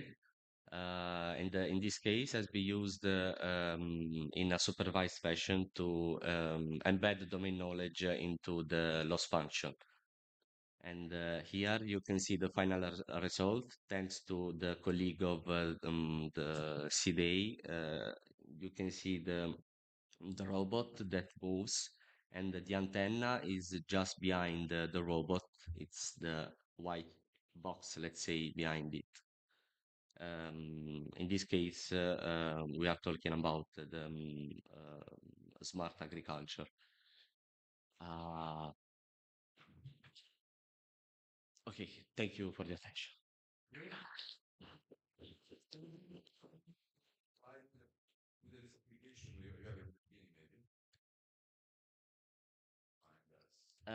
Which slide? We have a slide on the list of your publication. Yeah, okay. It's not a proper list in the sense that I put the reference here. You can find here the first two publication on journal. How it connects your work to your. Okay, okay. And yeah, Thank you very much. Is there maybe some question from the board? Yes. Just on this last point, the publication that you were mentioning in the first slide, they talk about aircraft components and anomaly detection strategies. So how they connect to this topic of water detection and deep learning, etc. So, thank you for the question. In that case, I've used the autoencoder in a different approach, so in an unsupervised approach. And the goal was to detect inclusions of foreign material into composite material via non-destructive test. Nowadays, the approach is based on putting the sample into the water and applying ultrasound technology to detect anomalies. This approach was based on the laser ultrasound technology that doesn't need the use of water. So the goal was to detect these anomalies, and you can imagine a probe that scans all the sample. And then based on the A scans, even in that case, but in that case was ultrasound signal, in this case was electromagnetic signal. I try to detect anomalies in an unsupervised way, so without giving to the model any information about the ground truth, the ground truth, at least during training, of course. While in this case, I tried a different approach by embedding the domain knowledge into the loss function and with a different approach, because in that case was a, let's say, binary classification in the end, while in this case is a classification and let's say regression, because they were continuous Did parameters. you, in this first two, did you do tests with robots, or you just had data acquired and then you ran the model? In this case, we didn't test with robot Okay. because actually, for example, the laser ultrasound instrument was a very big instrument with the probe that was moving in planned way. But in the future, the application is just to mount this probe on robots and robotic arms. Okay, one final comment. Instead about the water scenario, the agricultural scenario, with the robot, you actually acquire data, run tests, and could validate the detection in the field. We acquired the data with the antenna, but at that moment the robot was not working, was not moving. So we used the antenna to acquire the data, but we moved manually the antenna. Okay. Okay. Thank you. Sorry, just one comment. Because there was a discussion about was it used on robots. That I don't know if the question was related to this, but this is the doctorate in robotics and intelligent machines. We always forget the intelligent machine because robots is so emphatic, and I think that you I are shifted talking, toward the intelligent machines part. but it's perfectly okay because this is the focus of the doctorate. So thank you very much. So we have now a coffee break, and but we need to be here very sharp in 30 minutes. Let's say the next speaker will be is you, right, Marco Stagliano. So I kindly ask you to quickly go if you want to have ice chest. Beautiful coffee break in the room there, but then to come here very quickly because it's more, and maybe bring coffee with you. Can we?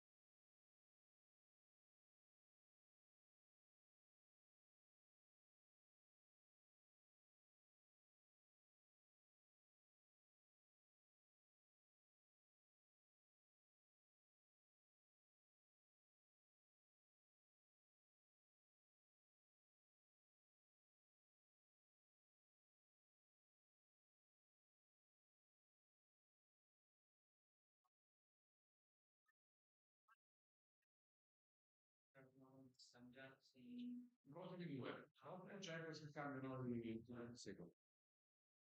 Ci voglio firmare.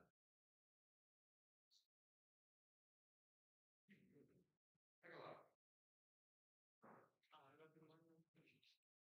È il momento del qua non andare mai via. Esatto.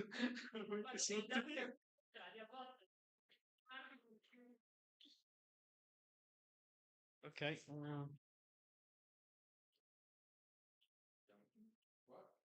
Ecco il nostro nome.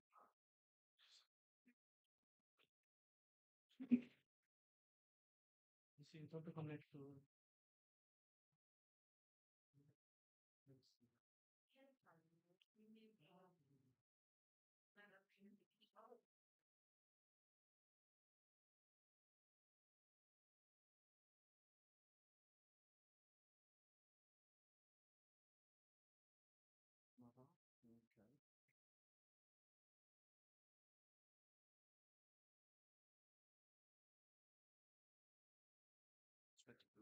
Aspetta, Sì, sì. Aspetta ancora. non fatto partire. Ah, posso partire? Ok. Sì, sì. Ok.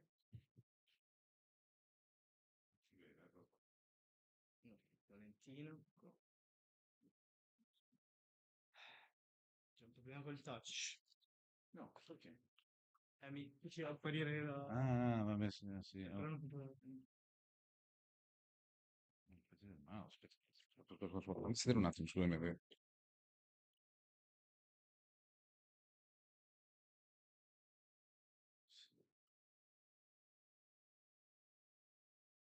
Ecco, tornato.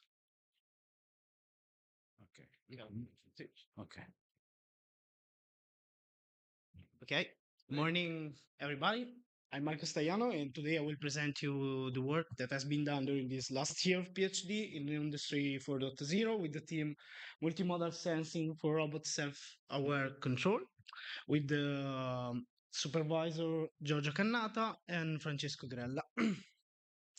Robots, for their self-awareness and safety human-robot collaboration, need to be sensorized. Robots equipped with tactile sensor can get information such temperature, pressure, contact force, and so on. Nevertheless, tactile sensing technologies imply tough challenges in robotics, such as the difficulties in fully sensorize the robots due to their complex body's geometry. Relevant implication also concern the sensor cable harness. Thus, to cover large areas of the robot, we need a huge integration effort in terms of resources and time and costs, of course. And the goal of my research is to develop and implement a sensing solution to achieve easier integration on the robot's body, to increase the flexibility of the adaptability of the tactile sensor by printing small and large area custom patches that adhere to complex shapes, reduce the cost efficiency of the overall technology through low-cost screen printing, low-cost printing techniques like inkjet printing and screen printing, and also reduce the electronic components to enhance the sensitivity and dynamic range of the sensors through the solution of vertically stacked capacitive tactile sensor, and at the end deploy the embedded sensor on the robot. During the first semester of this year, in collaboration with the Research Institute of Sweden, RISE, where I spent my periods abroad, I designed, developed, and experimentally characterized screen-printed capacitive tactile sensor matrices. On the top right, you can see the 6x24 matrix screen-printed, and on its left, the experimental setup used in Sweden at RISE. Based on that, we designed a solution to integrate such sensors and such patches and the data system acquisition architecture. You can see the CAD model on the bottom of the patches on the right. And moreover, we manufacture a new vertically stacked capacitive tactile sensor exploiting vertical vias made with laser machine and filling that with silver. This new manufacturing model is a proof of concept and a step forward with respect to the proposed mathematical model of the first year, where we print the sensor with inkjet printing, and the model was a sunburst model, not through vertical vias. Then I also did finite element method simulation to analyze and compare different substrate materials to improve the already existing technology SiSkin developed by Perla Maiolino et al. At Unige and patented at Unige. The aim was to ease the integration of the sensor, have a cheaper and printed ground layer on top. So for the comparison of the materials, we took in consideration parameters such as costs and Young modulus, and we chose polycarbonate, TPU, PET with different substrates, Kapton, for the comparisons. And besides that, I also did simulations on the vertically stacked capacitive tactile sensor. All the simulations were done with the software console multifelix in electromechanics study. And yeah, on the right, you can see the simulated displacement of one SiSkin capacitive tactile element. And on the second semester, we move forward on the fabrication of the vertically stacked capacitive tactile sensor. We go for a 3x3 matrix. And on the top right, you can see the cross section of the stacking process. So we stack in more layers. And on the bottom part, you can see the manufactured sensors from the top left to the bottom right. You can see the increasing layers. So the first is the 2 layers sensor, 3 layers sensor, 4 layers sensor, until the 7 layers. In the blue box is highlighted the copper pad for the electronic connection to characterize the sensor. And in the green box, you can see the vertical vias filled with silver to connect all the layers. And then regarding SiSkin and SiSkin Plus, after the simulations, we experimentally characterized the tactile sensor based on the metrics of the state of the art, so noise, limit of detection, sensitivity, repeatability, hysteresis, and also spatial resolution. Since the poor commercial availability, you can see on the right the fabricated sensors, and we tested on PET 50 micron, PET 125 micron, Kapton, the standard SiSkin with Lycra, textile, textile fabric, and TPU. Yeah. And on the left, you can see the experimental setup used at Tunisia with the motorized stages, the load cell, and the sample. In the last months, we were able to integrate the screen printed capacitive tactile sensor metrics, patches, and the data acquisition system on the cylindrical cover of the UR10 robot's arm. You can see the image on the top right, the cylindrical cover. And also I contributed to the integration of the proxy skin with SiSkin on the UR10 robot for the use case one demo of the European Horizon Project Sesto Senso. And for future work, I designed an advanced communication system protocol for the integrated cylindrical cover with Ethercat instead of UART, as tested in the paper published by us, design, implementation, and testing of an Ethercat-based network for multimodal distributed sensing system. This is a recap of the achieved results in the first year. I was able to increase the sensitivity and dynamic range through vertically stacked capacitive tactile sensor.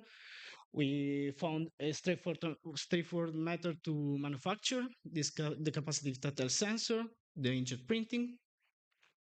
The second year, we developed this reliable, fast, and high bandwidth data acquisition system with Ethercat. And also we improved the flexibility, adaptability by screen printing highly sensitive small and large area capacity tactile sensor. This year, this is the summary tables of the achieved result of this year. In the green table, you can see the comparison between SciSkin and SciSkin Plus, the trade-offs. So depending on the application, if we want high sensitivity, SciSkin with Lycra is still the best. But since it's difficult to integrate, and if we want an easier integration and still the same sensitivity, moderate sensitivity, and so on, TPU is the best. In blue, you can see the table of the vertically stacked capacitive tactile sensor. If we go from 2 layers to 7 layers, we have an increase of 7 times with respect to the one capacitance. And in gray, you can see the screen printed capacitive tactile sensor matrix characterized within the matrix of sensitivity, dynamic range, response, hysteresis, and repeatability, and the comparison with the state of the art. And then this is a video of a collaborative task between a human and a robot. The robot will pick and place the logo of the car. The robot is covered with 4 black cylinders made with SciSkin and 6 rings made with proximity sensor. So this is the implementation of ProxySkin. And that's it. You saw that the operator stopped the robot with simply touching it, and then at the end it uses the double tap gesture to restore the robot in its starting position. Yeah, maybe you can see at the end. Okay, the robot. Okay, go man to the last position. Okay, and so finally the achieved result of this year are, again, we increase optimize the flexibility by printing custom large area capacity tactile sensor. We increase the sensitivity and dynamic range through vertically stacked capacity tactile sensor, exploiting vertical vias. Then the new straightforward method to manufacture also in large scale production and low cost is the screen printing and the ease of integration on the robot. So for the dissemination, this is the paper that we published the first year on the EEE Sensor Journal. I also did the poster session here at PhDRIM. Then dissemination of the second year, we published a paper for the conference case, and also we publish and exhibit the exhibition at ICRA, Yokohama. And for this year, we did a lot of things. So the results of this year we will ready to be published for publication. It will be part of the thesis. Also, all this 3-year work is part of the European project Sesto Senso that will end in 11 days from now. And also, this is the list of course taken for credit of this year to complete the training of the PhD. And also, I supervised the master thesis this year with the title Experimental Characterization and Comparative Analysis of Tactile Sensor for Robotics and Intelligent Machine, authored by the student Parisa Farvardin. And thank you for the attention. Please. Thank you very much. Thank you very much. Are there any? Yes, please. Thank you for the presentation. Thank you. When you talk about the improving of flexibility, sensitivity, you refer to other commercial sensor or previous version of the same sensor? Both of them. Because if you saw in the slides and also in the report and so on, I mean, I did a lot of how to say research in the state of the art. So this is the comparison within what we see in literature. So this is why I say increase the sensitivity and also dynamic range, because it's an important parameter for the tactile sensing of the robot. So the sensing of the robot. So And in particular yeah, for the capability to be adapted to robots. Yeah. You show it the cylindrical Cover, yeah, of the robot. Yeah, but if you change the robot and the shape of the robot is more complex, for example, a KUKA or something else. Franca, you have to how you can adapt. Yeah, you since the I mean this patch is flexible, so you can curve it, you can do whatever with this patch. But we have I have also integrated this on the Franca robot, but s- it's not. I mean, I didn't put it here because it's still in progress. But we were able to also. But also the previous year, I showed the different patches. Also with you see here the diameter of the taxel is 3 millimeters, but we printed also with 6 millimeters, so it's very flexible. The using the screen printing technique to produce capacity tile sensor, so in a custom way. So this is the Thank you. okay. So that's very flexible. Okay, thank you very much for your presentation. Thank you. Thank you. And for if somebody new joined us, we are here at the exam of the first dream students that after this exam will then have the green light to submit their thesis to reviewers and then proceed at some point to the final defense of their dissertation. So we now, I think, switch the next two, and the next two is Furna. Just is right. Gabriele Furna. Okay, okay, okay.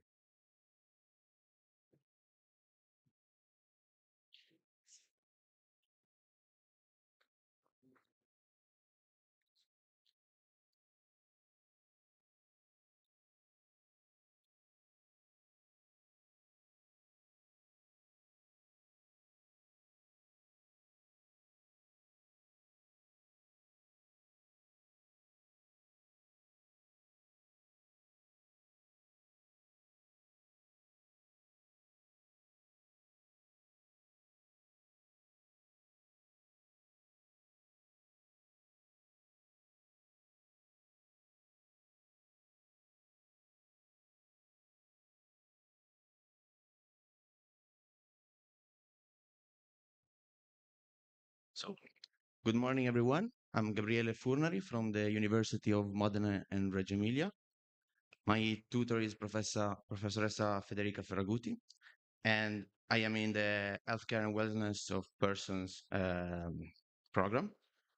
And let's introduce my work with an overall goal of my PhD program, which is basically to automate some specific tasks or subtasks in surgery, like tissue manipulation, cutting, clamping, and so on. And in general, we can say to make a robot aware of the surgical scene in which he is doing something. In my third year, I focused mostly on imitation learning for surgical tasks and soft tissue deformation and selective clamping. So first of all, imitation learning. The goal here is to make a robot and an AI model learn surgical task from demonstrations of the tasks with domain adaptation. So to do this, basically, we have to first collect some data set. In this case, I focused on kidney tumor cutting from fake organs. Before, I focused on virtual environments and then on physical environments with different shapes, size, positions, so that the model can adapt to new domains. And to do this, we basically record RGBD videos and kinematic data of the robot. So basically, the input of the model is a sequence of frames and poses, past windows of frames and poses, and the output is the next action the robot has to do. So this is an overview of the architecture. As I said, the input, the image and depth. We have a vision encoder, which in this case is a vision transformer that extract features from the images and takes also a windows of past images and poses and generates the new action the robot has to do. So this is a first result with virtual environments, which I made in the previous works, with basically the green is the target trajectory that is executed, and the blue is the predict trajectory. We then switch to, as I said, physical phantom dataset. In this case, is made with clay or silicon, and in this case, yeah, we use a real robot, of course, and the task is more similar to a real task. With the same, more or less the same architecture, I used this dataset, and I had sorry, I record also a real dataset, and in this case from real surgical tasks. The problem here is that we don't have cinematic data for the robot because the Da Vinci, for example, for the operation cannot do that. And so we had to try another approach. And so we segmented the tools from the scene, and with depth estimation and optical flow, we computed how the tool moves in the scene. And so we can have a tracking of the tools, and so have positions, 3D position in the image plane. So with the Phantom dataset, we had some promising results with 3 millimeters average error on positions. And still other trainings are going on for even better results. And at the moment, we are still recording videos from real world. And so we will start the training very soon. Then as I said, the other topic was tissue deformation. And here the goal is to track how the organ deforms in the scene and apply the same deformation to a 3D mesh of the organs. This is the pipeline, and basically it is based on segmenting the scene and understanding where the tools touch the organ. And in this case, we can compute how the tool and the organ itself move from one frame to another, and apply the same movement, and so the same deformation to the 3D mesh. Once the contact is not detected anymore, the mesh is restored locally. So every tool and every deformation caused by any tools, it restores by itself. This is one of the results. So just to have an idea how it works.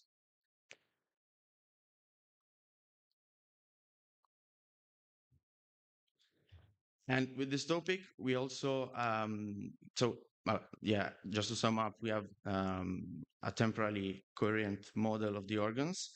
And also, you can see in the video, there's the cutting path of the tumor cutting in red, which evolves with the scene together with the deformation of the organs.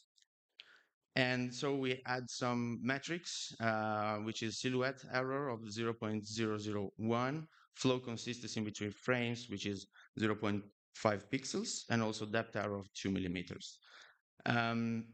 Also, we developed a different approach for this same topic, which is basically self-supervised learning. So the problem here is that it's very difficult to have GTs, ground truth, of the mesh deformed. So basically, we try to use the image itself as ground truth of the deformation. And here the input is the image, and the mesh deformed in the previous step, and the output is the mesh deformed at this step. For this, we had a temporal model, so basically it can handle the deformation with a dynamic and temporal consistency. And with this, we are still doing training, so we will have results very soon. And next step is to do robot tests. So basically, with fake organs, we can execute the control of the robot with the cutting path updating with the deformation, and so we can execute the task. Last topic is selective clamping, as I said. So basically, here is the problem is to find before the tumor cutting operation, we have to clamp the artery so that the blood doesn't go to the kidney. And we can find basically the points of the artery that directly goes to the tumor, so we can clamp only these two or three points. The problem was that basically this work was made with rigid body at the beginning, and so we applied the formation to this work, and so we can have now the formation aware robot clamping. So this is the results of the clamping. So we have 2 points to be clamped that goes to the tumor, and this is with the formation applied. So basically we have the artery, the 3D model of the artery. In this case, it's the center line, but it works the same.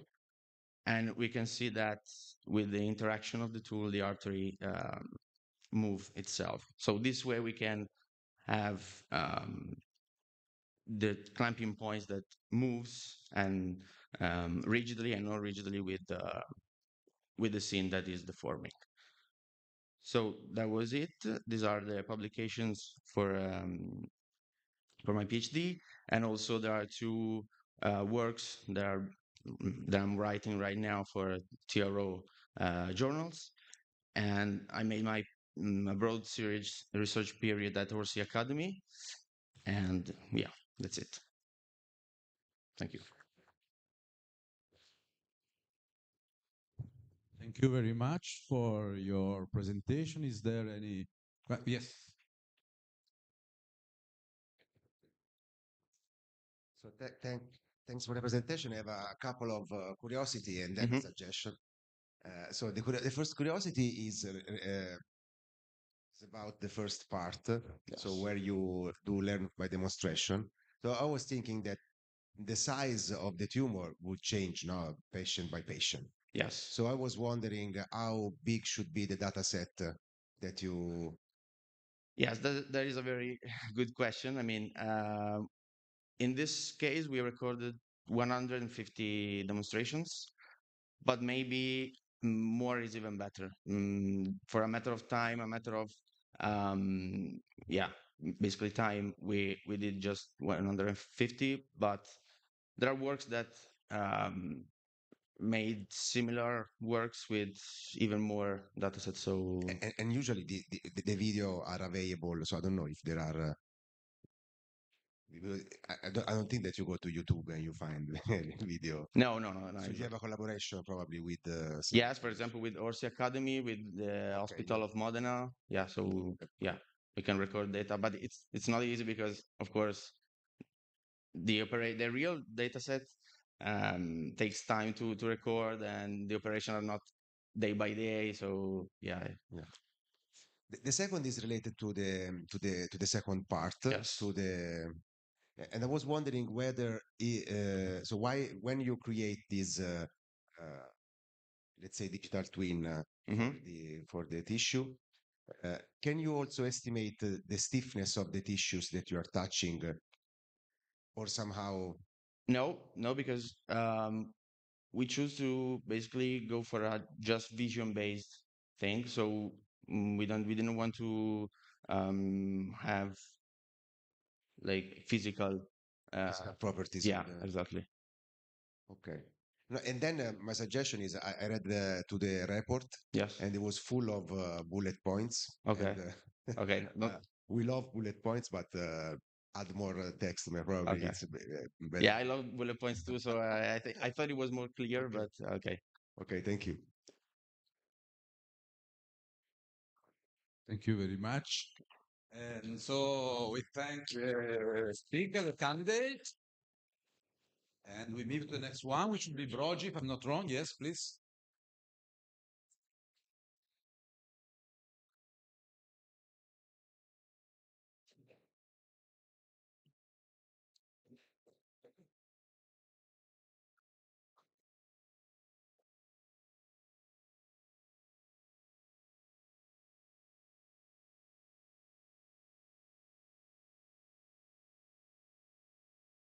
Spero mi duri la batteria. Non dico spero mi duri la batteria. Se mai c'è una pennetta lo carichi qua, no? Ho anche la penna. Qui va. Sì, sì, sì. Si deve sperare che duri la Sì, batteria. sì, devo sperare. No, speriamo. Allora. Aspetta che faccio io che magari ho un computeraccio. Ma non riesco. Faccio io, mi scusi. Ok, Vedo sì, che- sì, grazie. vedo che... Ah, perché questo... Magari con la C. Se è tutto complicato. C'è la Type-C. Ah, non so. No, no, Sono così. me la prendi. Sì, sì, ho capito. Ma non ho mai provato, quindi... Pennetta strana, ma chi l'ha inventato? Sì. Forse era meglio se portavo il Eh? E forse era meglio se portavo il perché questo qua, presentation Ah, numero ma c'era già. Sì, sì, c'è. Qua. Eccolo qua. Aspetta un po'. Tac. Tac.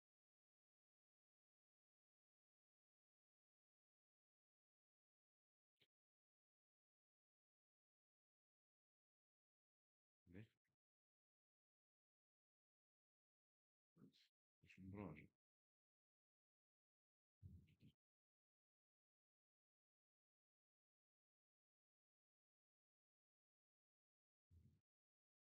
Se no vado a prendere anche le batterie. No, no, no, no.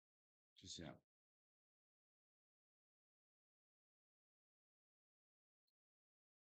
Eccolo qua.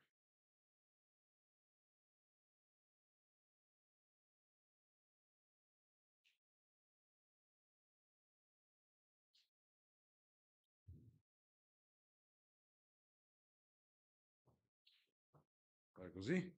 Ok. Ok, noi ci Ok. siamo, qui. Perché c'è ancora lo schermo. Ah, perché non è attaccato. Sì, sì, sì, sì.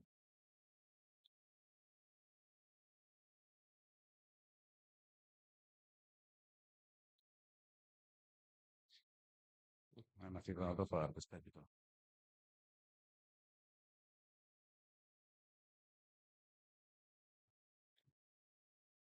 Ecco, adesso lo vedo. Ok. Ok. Okay, thank you. So, my name is Bernardo Brogi. I'm from the University of Siena, and today I'm going to show my third annual report of this PhD. So, I'm going to start actually with the scientific and technological objective of my PhD. In particular, I would like to mention the project area, which is actually human robot sensory motor augmentation, and which is I'm involved, and all my research is based on this project, in particular in the control and the design on sensory motor interface in order to connect the human to to the robot. And so first of all, I would like to give you just a brief introduction of what I have done during my first and second year, which is actually something which is related to shared virtual environments, which we would like actually to enable the physical interaction also in virtual environment. And also last year in the report, I present some preliminary results about another topic, which is actually related, which is actually a quantification of the sense of control in human-robot interaction. So when actually we are controlling robots, and today we are going to see actually the results about this topic. And moreover, the last thing is because actually we would like also to test all our device with post-stroke patients. And also today we are going to see some results about this.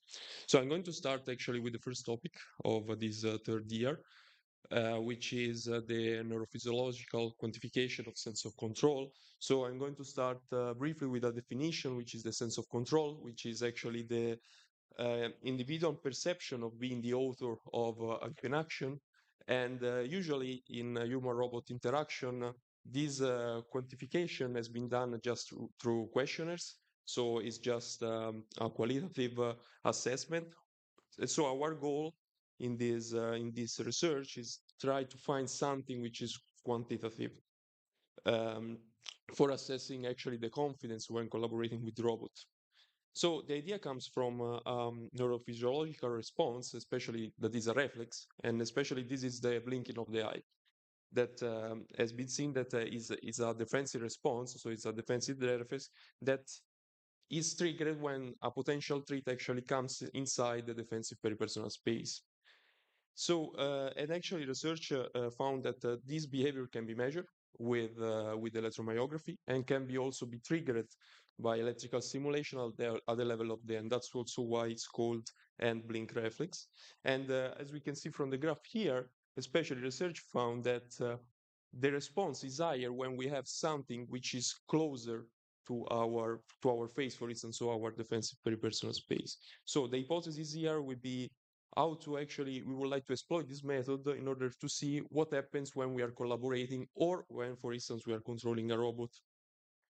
So for this reason, we actually did a methodology in which we conduct 4 experiments, in which the first one represents the baseline for be sure that we have a reliable setup, while the last 3 are with the robot. In particular, the second one is with the robot autonomous, and the last 2, we have also the possibility of control the robot.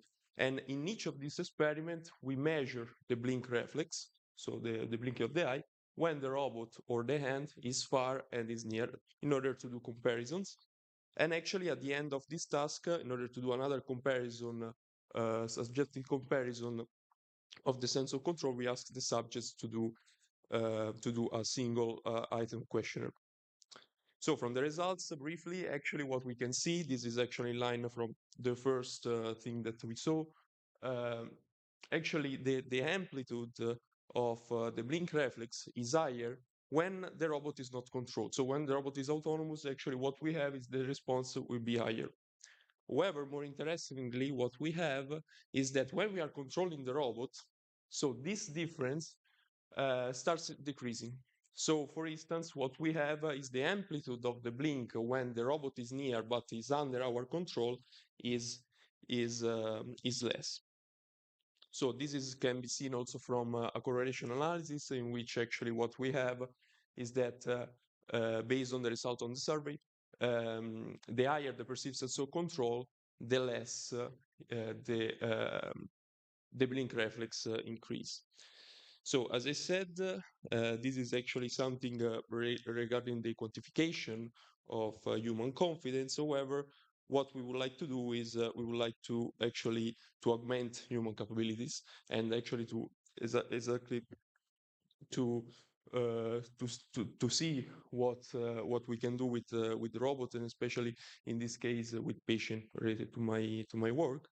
And so I would like also here to start with a brief definition, which are the supernumerary robotic limbs, because actually my topic is human augmentation. So they're actually wearable robots that are designed to enhance human sensory motor abilities. And in particular, this is not like exoskeletons or prostheses that replace the human limb, but actually these add something more to the people. And in particular, our target will be people with upper limb disabilities, impairments. So the system will be capable of associating actually a robot with a sensory motor interface that enable bidirectional communication. So for instance, giving input to the robot, but also receiving feedback to the robots. And we would like actually to explore the residual movements of the impaired limb in order to control the robot, so that actually the subject can be seen as the author of the action instead of just a spectator with the robot that just move autonomously. So in order to do that, in order to put in practice this, actually we conducted some experiments in a recent publication, which is actually 3 different supernumerary limbs. The first one on the left is a finger. The second one is a collaborative gripper, which is actually in this case a standalone, and the third one is a robotic arm equipped with the same gripper. So in that case, the user will control actually 2 degrees of freedom. And as we can see here in orange, what we have is the wearable sensory motor interfaces that includes wearable IMUs and also a tactile interface that face push buttons and vibromotors. So in order to be fast, actually, these are the methods for the residual motion control signal. So we have a first phase of calibration, and then we have because of course, depending on the patient, we have to do a different calibration because of different residual motion of the patients. And from that principal component, so from that we extract the principal component analysis and we compute the online computation. And this is an example of what we get. The control modalities are different. For instance, event-driven control. So with the control signal, we can actually trigger a state of the robots in order to move in a way or the other way around, and continuous control in order to map continuously the control signal to the motion of the robot. So here is an example. I hope that is okay. Yes, as you can see here is actually continuous control with the collaborative gripper that is actually with two DOF, because actually we can control both the upper and the lower fingers. And in particular, we can see is use continuously the residual motion on the right arm in order to close and open the gripper, and use the button in order to switch the degrees of freedom. So for instance, the upper and the lower limb. So in this other instead experiment actually is with the robot, and the control is event driven. And so here he has to control first the gripper in order to close the gripper. This is also the demo that we brought in the workshop here at PhDRIM actually. And the thing is with the button actually switch to degrees of freedom. So for instance, now it's controlling the robot, and with the control motion signal, as we can see here, there is a dot line. Whenever actually pass the dot line, it activates one of the degrees of freedom. In this case, is activating the robot. So in order to conclude, actually here, I'm going to present some ongoing and future work. In particular, this one is we would like to include actually and the same interfaces in order to connect the robot and the human with a humanoid robot. In particular, this is the work in collaboration with Professor Tamina Sfour at the Karlsruhe Institute of Technology, where I did my abroad period. And so this is a video demonstrating that actually we can control with the residual motion also a humanoid arm, which actually is useful for other type of complex tasks.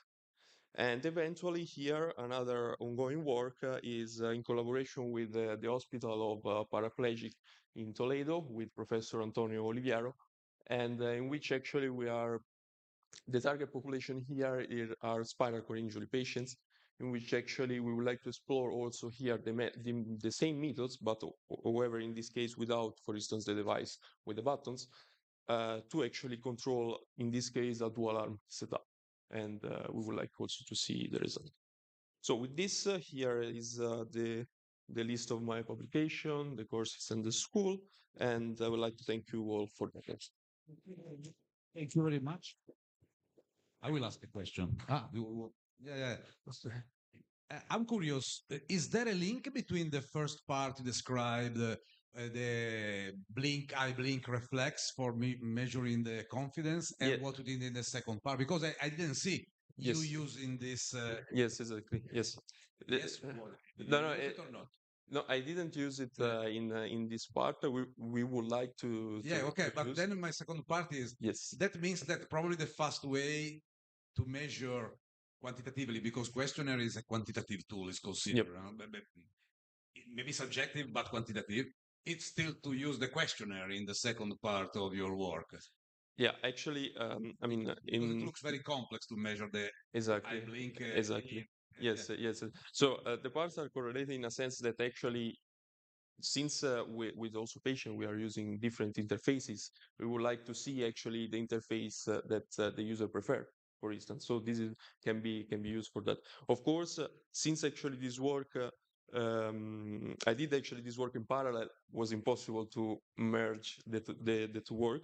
However, actually, yes, I really would like, and could be a possible future work, to first of all to actually put the method of the blink reflex more portable, also for patient, for instance, because now actually the setup is kind of complex, let's say, and so more portable in order to test also with patients. But yes, so this is we would like to do that.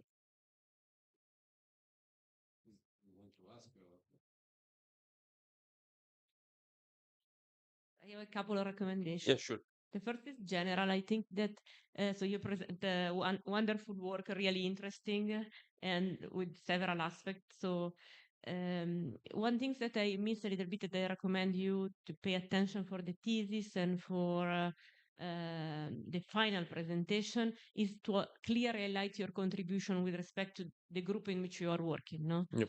And also because several publications that you mentioned were not first named, so it's really, really important to say, I did this, no, Yeah. not I, we. So, and I'm sure now, all that work, you have done a lot of work, but I like better your contribution. Okay. And the second is minor, but I really care about it, is that if we can try, this is for all healthcare, to not use the word patient when it's not needed. And so stroke survivor is a patient if he gets sick and he go in a hospital. My father had a stroke that was 44 years old and he's an healthy person. And, it's not just the community, the scientific community that ask us to stop to use this word in this context, are the person with stroke. That had a stroke. I was in a multiple sclerosis foundation meeting. They open with the patient. My error. You see, Sure. they open with the people with MS talking, and one of the talk was about this girl with the multiple sclerosis that was saying that she really felt hurt once she heard the word patient. So you can use survivor, you can use participant, you can use different words, but we have to start, having the sensitivity because me too, I use that word all the time and I was making a mistake even right now. But we have to try to encourage each other to respond to their need. Okay. And that's it. Thank you. Thank you very much. Thank you very much. We kindly invite the next speaker, Beatrice Lagomarsino. Actually, she asked for an extension of a few months. So, but we invited also students that will not send the test immediately to participate in this nice event. So Beatrice will give a presentation of her work, knowing that she still has some more months to do new things.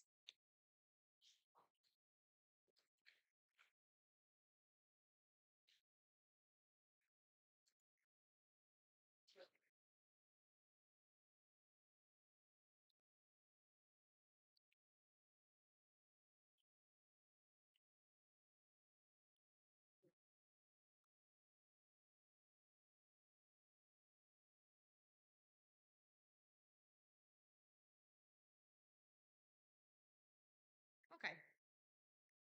Can you hear me? Yeah. Okay, so good morning, everyone. I'm Beatrice Lagomarsina from the University of Genova. My PhD project is titled Technology Assisted Continuum of Care from Hospital to Home.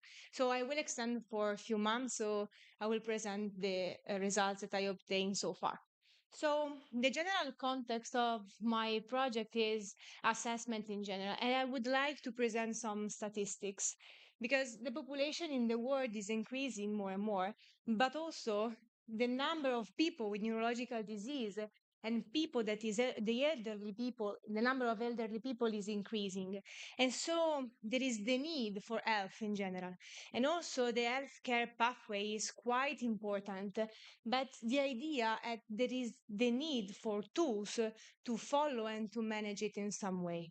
So the follow-up routine starts from like a person that go to a clinic or a hospital where there is the first assessment and they start the rehabilitation process and then they come back to clinic to do an assessment again. In this context, a lot of robotic stuff and technologies were included to rehabilitate the balance, the walking on the upper limb, but they also give the possibility to extract some quantitative information about the motor performance. But then, after the rehabilitation stuff, they come back to home and maybe they stay at home for a long time. So maybe the improvement that they achieved, they are losing this kind of improvement. And so this discontinuity between the clinical settings and the home environment is one of the main challenges in the continuum of care. So the difficulty of maintaining a quantitative and continuous assessment during the entire care pathway. And in this context, a lot of solutions for home were developed, like wearable sensor as the IMU, like the video-based technology, or like the balance board. But the problem is that this kind of technology are used like to maintain the body active, but they are not so good in perform like a good assessment, a quantitative assessment that is good as the one that we can obtain also in the clinic. And so the general objective of my PhD is to develop an integrated and quantitative approach to human movement assessment across different settings, ensuring continuity from clinic to home. So the first part of my PhD focuses on the assessment of walking pattern that includes like more locomotor tasks in general during clinic-based rehabilitation. So human movement assessment is quite important because it gives the possibility to extract information about neurological disease, about orthopedic disorder, and walking in general is studied a lot in the literature, but other locomotor tasks that are like daily activities, but they are also used in the rehabilitation path, are not so studied and explored, starting from the muscle activity part, so a muscle activity point of view. And so in this context, we assess neuromuscular pattern in functional locomotor task to create a baseline in some way, because if we need to apply a robot, we need a baseline to see what is changing if I apply a robot to this kind of activity. And so I didn't report some results because for time reasoning, but we obtained that the walking and the stair ascending are quite similar, because if you see like from the biomechanical point of view, the first part of the task starts from the heel strike, but then for the stair descending, there is like a differences due to another biomechanical effort that is required. So starting from this idea, we decide to focus on the robotic assisted walking. So in this case, we focus on two types of devices. The first one is the wearable device, and then the end effector device. And the wearable device guided all the joints of the lower limb part to like an overground walking. And for the end effector device, it permit also other tasks as the stair ascending and the stair descending, but all the tasks are performed in the same place. So there are no progression in this case. So starting from the literature, there are some studies that demonstrate the effectiveness of these devices in terms of learning, reduction of energy consumption, also improvements in terms of kinematic and temporal characteristics. But in this case, there are no studies that evaluate the influence of structure and assistance on muscle pattern throughout the whole training. So my first objective is to assess neuromuscular pattern during robot-assisted walking, aiming to understand how device structure and system affect muscle activity. And so we focus at the beginning on the end effector device in this study that is like a work in progress work. And so that is in collaboration with the Spinal Cord Italian Lab at the Santa Corona Hospital. And what we ask to 16 participants to perform different tasks using the GEO and effector device. So they perform walking, stair ascending, and stair descending with different level of assistance. And what we analyze is the muscle synergy. To summarize some results, because this is like a work in progress stuff, what we obtain is that there is like a different contribution that can be like due to the structure of the device itself, but also the assistance create like an effect of the muscle synergy and the muscle activation, also because like in the active modality in which the subject is completely passive, is like that the contribution start to go down. And so with this idea, we also move to the wearable devices with a different idea, because there are few studies on the upper limb that demonstrate that for when I give too much assistance to a user, they incorporate in some way the assistance in their motor plan, and so they reduce their voluntary control. But for the lower limb, for the walking, there are not this kind of evidence, because all the studies are focused on short-term exposure. And so we ask in this study that is published in IEEE Access, we asked to 10 participants, okay, to work for 1 hour with the exoskeleton. And what we analyzed was also in this case, the MG analysis. I decided to report only the results for this parameter. So you can see in this case that there is a decreasing of the muscle activity in some way that start for the anterior chain muscle, starting from like the 20-30 minutes of training, and also for the gluteus medius, and for the posterior chain muscle start from the 30-40 minutes. So to conclude this part, what we say that, okay, we can apply a robot to do like different locomotor tasks, but it's important to have a baseline, because in this way we can also analyze which kind of effect there are on muscle activity, because the idea is to restore a muscle activity that is like physiological. So if we know a baseline, we can also try to understand how modify robots, for example, or also how to give assistance during the rehabilitation path. So we move then to the other part, so in the house part, and we focus on the video-based assessment. And in this case, there are like a little bit of limitation. The first part is related to the hardware part, because few studies evaluate like the hardware configuration, but also there are limited studies that evaluate this kind of post-estimation algorithm that were developed in the last few years on neurological population. And also there is a lack of biomechanical interpretation, because as I said yesterday, sorry for the repetition, it's like that all the information that we obtain are on the image plane. And so they are not considering all the biomechanical constraints that are like that are considered like during a normal acquisition in clinic. And so the second part of my PhD is focused on develop a video-based novel human-machine interface to remotely assess adults and people with neurological disease. 1 minute? Okay, so I would like to go very quickly. So I focus on the hardware and software part. So regarding the hardware part, is more related to evaluate like the RGB against like a 3D pose estimation algorithm that we apply then on spinal cord injury people, because regarding like walking, there are a lot of studies. But then the idea was also to extend this study also on the upper limb. And so what we found is that post-estimation algorithm in some way can extract information and assess the differences between the two populations during like upper limb movements, and also like assess and cluster in some way the level of the lesion. And then we moved to a higher level of problems that was done in collaboration with the Utrecht University, where I did my period abroad. And this is the project that I presented yesterday. So the idea is to find a unique solution to extract rehabilitation parameters.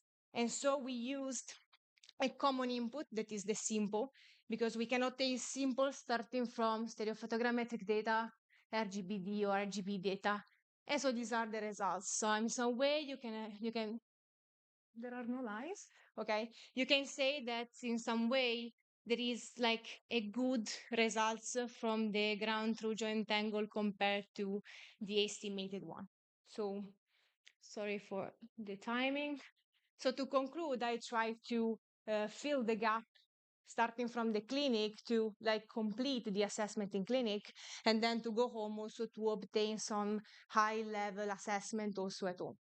So these are like my publication, the attended course, and I will thank you. Okay. There any question? No? Yeah. Yes. So quick curiosity is if you ever try to use, for instance, also in the video phase to integrate also some EMG study, but not based on the EMG that you have on the walkers, but maybe using other type of wearable EMG. But for the first part, Yeah, no, I mean, you move from so from different technologies toward the video. yes. But I was wondering whether you can use some of the results that you get also from previous part, maybe integrating different type of sensors also in the video part. So something like Maybe we can try to also include in the video part also like wearable sensors. It can be useful also to use at home because they are quite easy to use. The EMG part is quite difficult to use at home for all the reason.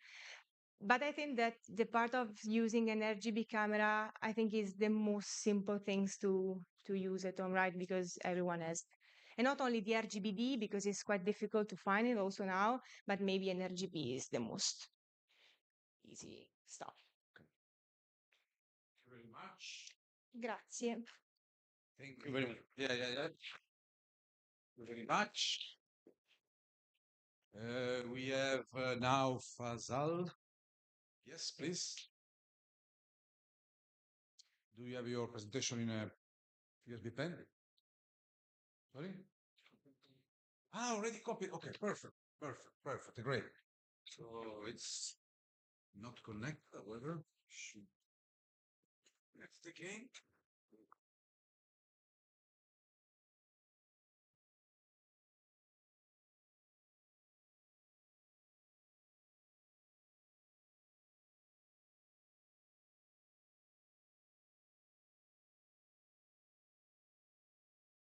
Yes, if you open it and then you start presentation, it should go on the other screen.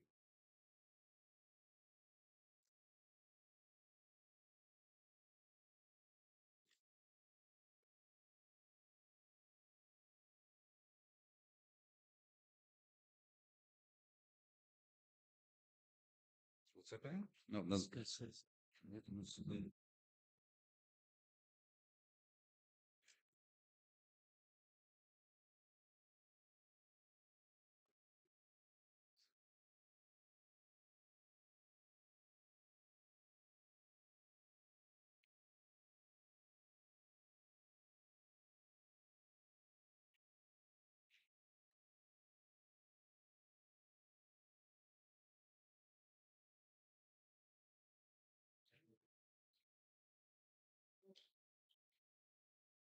Space problem in my PC.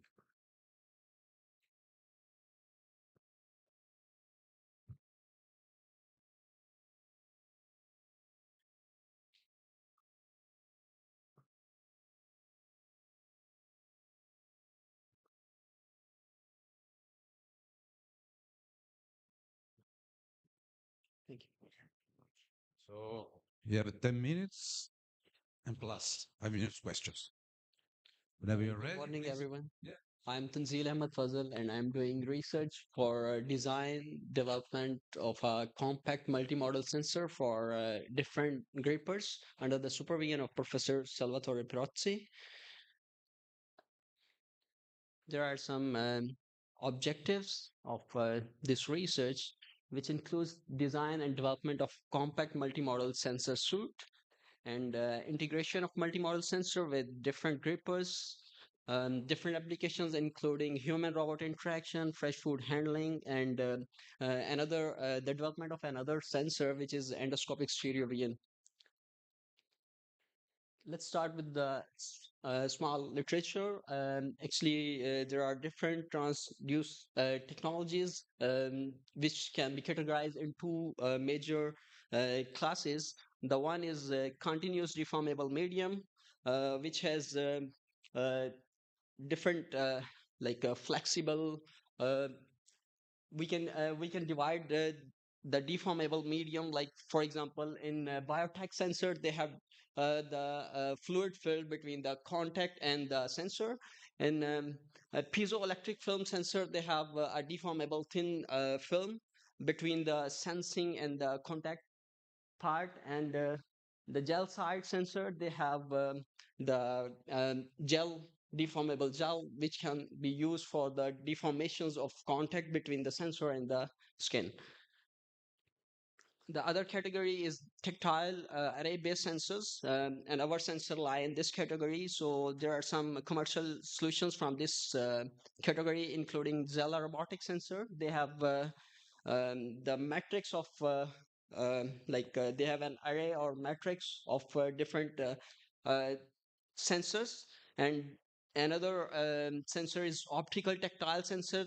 It was developed in our lab, and it's also a tactile based optoelectronic based tactile sensor, which has the array of 5 by 5, and there is another sensor from the literature that is contactile sensor. They have also an array, and it was being used for measuring the 3D force vector.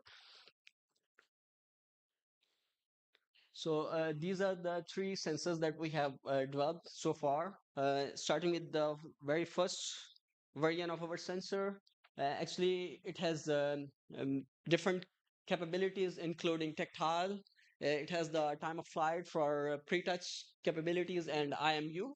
And in our first variant, we developed the sensor with 8 tactile elements, and we had the time of flight, short range time of flight, and IMU capability with the 6 axes. This is the second variant of our sensor.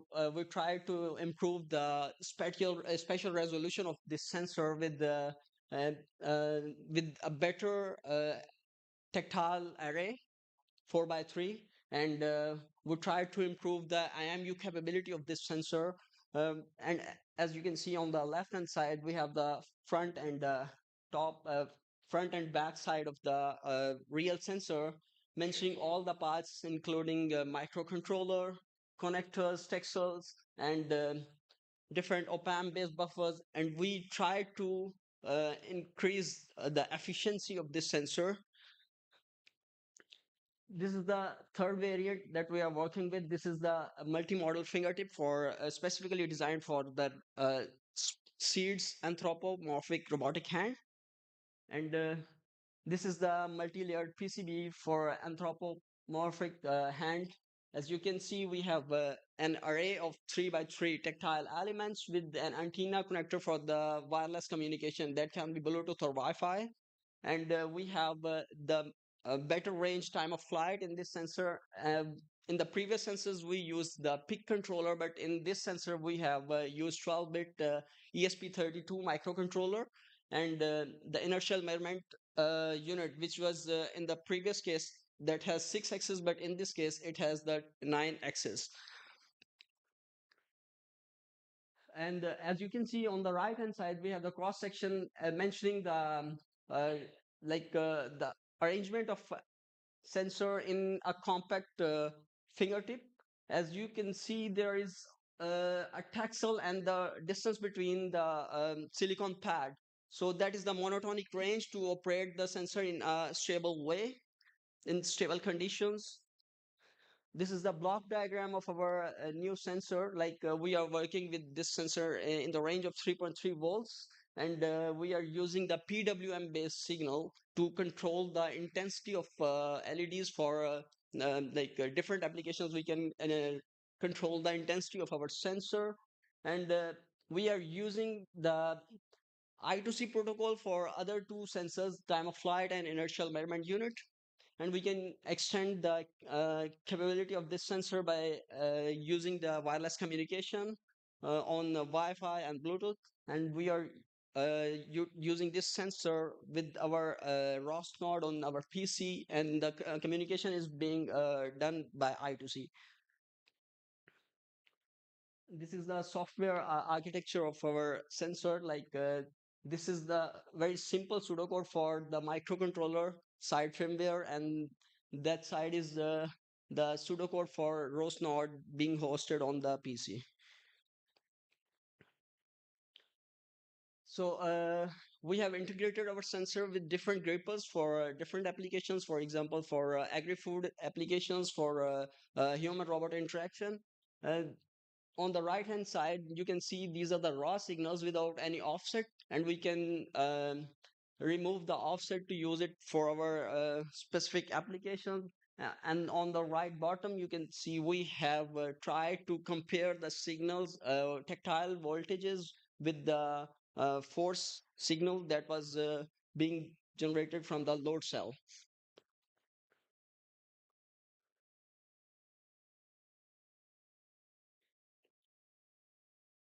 Okay, so we use a control architecture, which is PI controller for position control of our sensor, position control of the fingers of robotic gripper.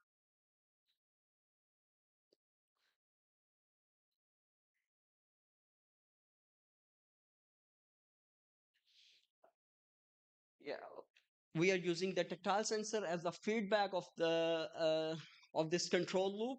And on the right hand side, you can see the results of this controller. Um, on the top, we have the reference that is about 1.5 volts, and the tactile indicator that we are getting from the tactile sensor, and the position of the fingers. So we tried to use this robotic gripper, which was integrated with the sensor to implement the human-robot interaction application. For that, we tried to calculate the centroid, and based on that centroid shift algorithm, we try to implement this human-robot interaction part. For example, in this case, we have a centroid calculation, and uh, if user tries to push the object in the longitudinal direction, robot keep holding the object. When user tries to push or pull the object in the lateral direction, robot or gripper release the object in a very controlled manner. So this is another application. We tried to integrate this sensor with another gripper, which was designed with the collaboration of Professor Berselli lab in the University of Genova. So it has two different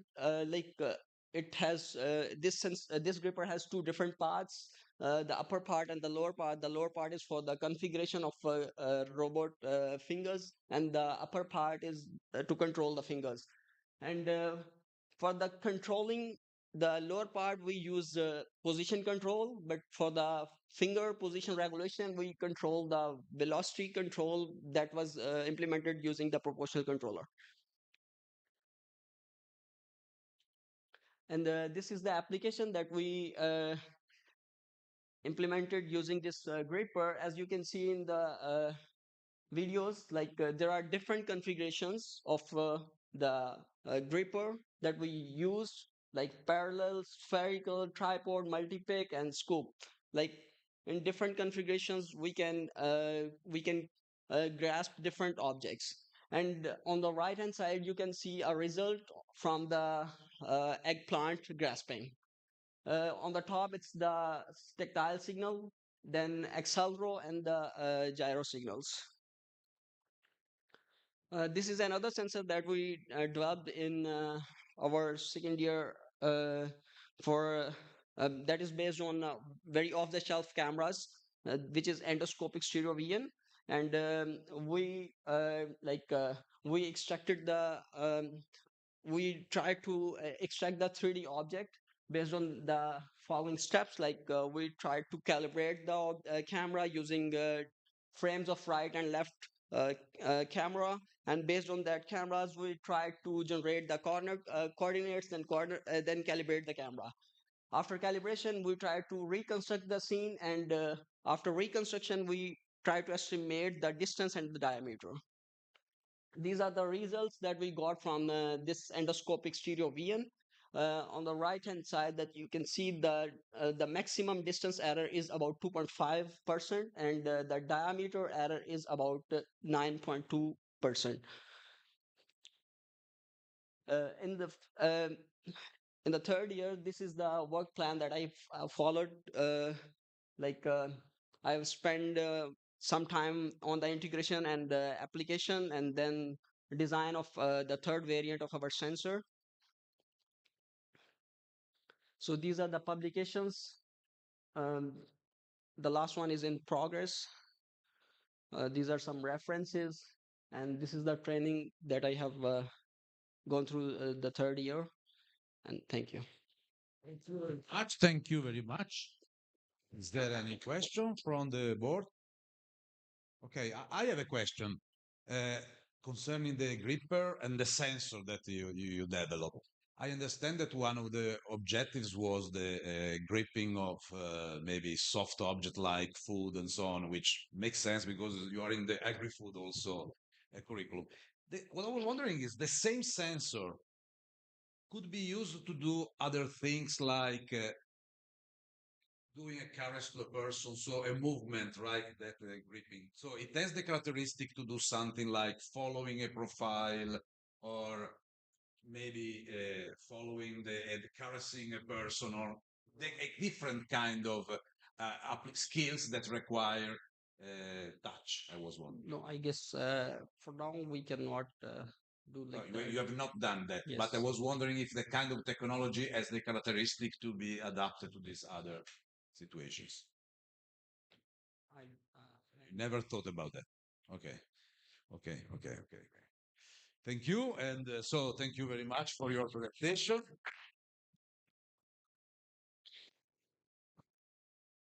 And we have a last speaker. I think Milazzo is here. Yes, please. Milazzo, also like Lagomarsino, asked for an extension, right, of a few months to finish some experiments or drawing some conclusions. But still, we welcome him to present his work, which is a 3 years work in any case, here.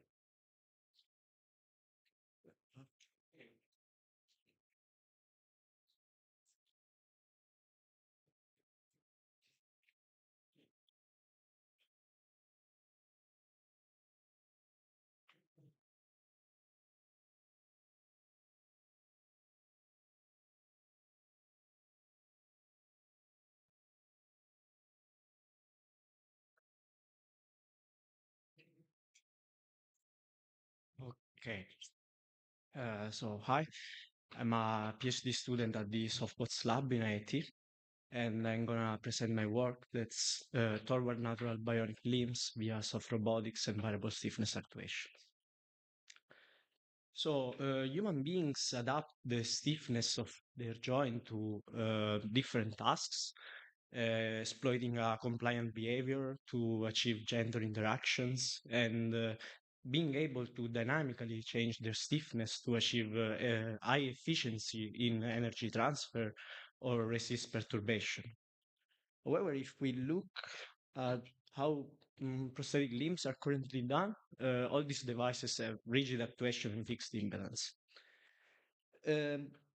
This ability to modulate joint stiffness is given by the redundant actuation and nonlinear elasticity of biological tissues of the human musculoskeletal system. And in particular, the stiffness can be controlled through the co-contraction of antagonistic muscle groups. It has been shown that low impedance outperform when the goal is to minimize the interaction force, while high impedance is useful when high precision is required. So the intuition is that prosthesis maybe should have a controllable impedance to have a more natural limb restoration and promote the adaptability of the prosthesis to daily challenges. And we try to do that by putting the variable stiffness capability directly in the hardware design of the prosthesis. So taking inspiration by the human musculoskeletal system, we adopted variable stiffness actuators that similarly have redundant actuation and nonlinear elastic elements that can be reconfigured to change joint stiffness. So we started with designing prosthetic joints with variable stiffness actuators, and I'm gonna start with the variable stiffness elbow that was presented in this TRO paper. We investigated multiple approaches, both in terms of actuation layout and in terms of, let's say, prosthesis morphology. And we came up with a couple of optimal solutions. While the most trivial would be to just biomimetically replace the biceps and triceps with the elastic actuation, that's not the smartest solution. So we have a compact approach where all the components fit in the user forum, and this allow the prosthesis to fit any kind of transhumeral amputee, also the one with longer residual limbs. However, in case of proximal transhumeral amputation, it may be more comfortable to allocate some of the weight in the upper limb segment to achieve more natural passive limb dynamics and improve user comfort. And this is their implementation in the distributed and combat approach in full transhumeral prosthesis. And here is a video to show how the variable stiffness joint work. Here the joint is soft, and by modulating the spring preload, we can change the output stiffness. And why we want to do that? It's because soft joints are able to interact safely in structured environments. They are able to absorb impacts, and this is useful since prostheses are adopted in the real world, not structured lab environments. Also, they minimize interaction forces when interaction is not wanted, maybe due to the lack of the proprioceptive feedback. But however, we need a rigid joint when we need to sustain a payload or be precise. So that's why we propose the variable stiffness actuation. Then I looked at the wrist articulation, and this is often overlooked in prosthesis. However, this plays a fundamental role in manipulation. And the lack of wrist dexterity causes amputees to perform body compensatory motion that are unnatural. So I worked on variable stiffness wrist with 3 degrees of freedom and variable stiffness, and this was actually featured in the cover of an issue of IJRR. And the peculiarity of this device is that we adopted a parallel architecture that allowed us to have 3 degrees of freedom in kinematics and 1 degree of freedom for the stiffness with only 4 actuators and minimal sides. With respect to the conventional layout, which will bring 6 actuators and big sizes that are not compatible with the prosthetic application. So the design comprises a parallel manipulator with 2 degrees of freedom and 3 legs, but despite having 2 degrees of freedom, we use 3 nonlinear elastic actuators that allow to achieve the stiffness regulation. Then we introduced an hybrid serial kinematic chain with a double universal joint for pronation and supination. And this is the outcome. So here the robotic wrist is controlled through motion capture just to show the similarity with the human wrist in terms of kinematic and size. And the EMGs on the forearm are used to map muscular contraction into the contraction of the elastic elements, so into the stiffness of the robotic device. So a muscular co-contraction will be mapped into an increase of the stiffness. And then I worked on a version of the Soft 10 Pro with 2 synergies. And this is under review of TMEC, and we also submitted a global patent application for this. And just a quick overview about the Soft 10. It is a highly underactuated soft robotic hand with 1 actuator and 19 degrees of freedom. And the actuation pattern takes inspiration from the postural synergies observed in the human hand. This design was then translated for prosthetic application, but still with only 1 motor. And I worked on a layout with 2 motors that homologate the platform for various applications. So this is a modular design that can be customized and can be then applied to variegate applications without changing to the core platform, including prosthetics, of course. That's my main interest.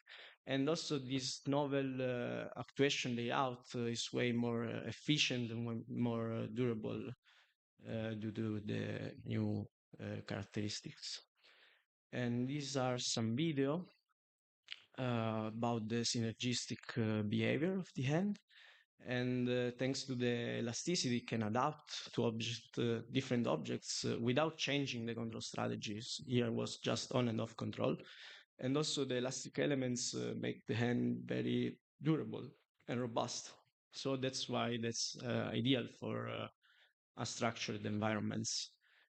And here is the Soften 2, the one with two motors that allow to perform manipulation strategies and finer grasp, like sequential grasping of small objects and in-hand manipulation of objects.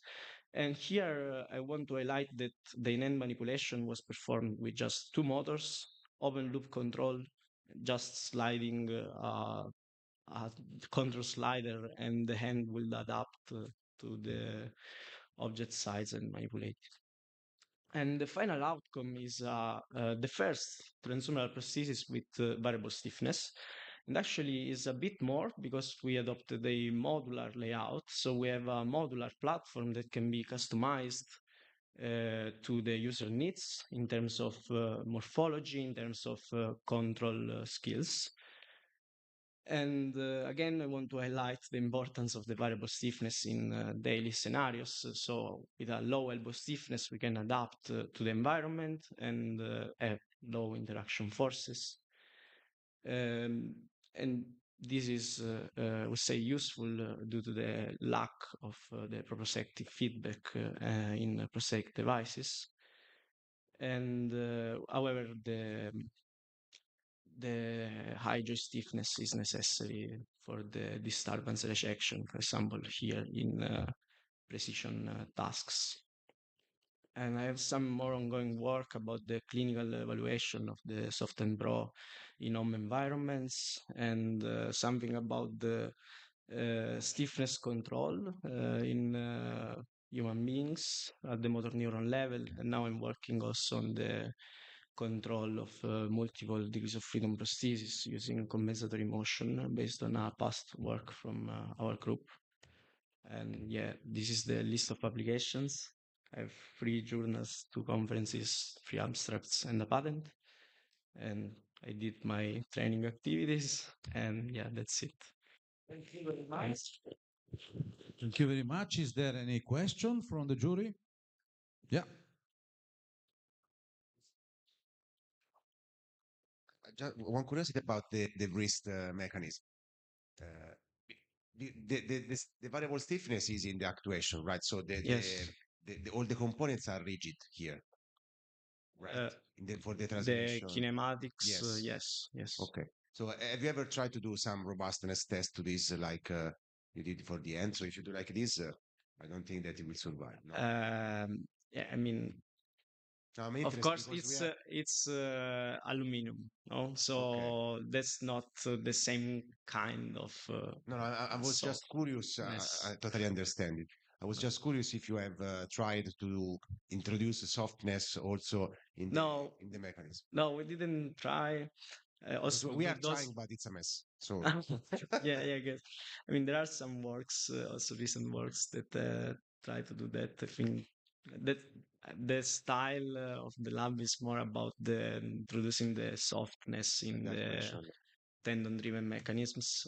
So yeah, here the kinematics is rigid, so there's not the same effect of the soft end. You cannot do that. You will break it like 100%.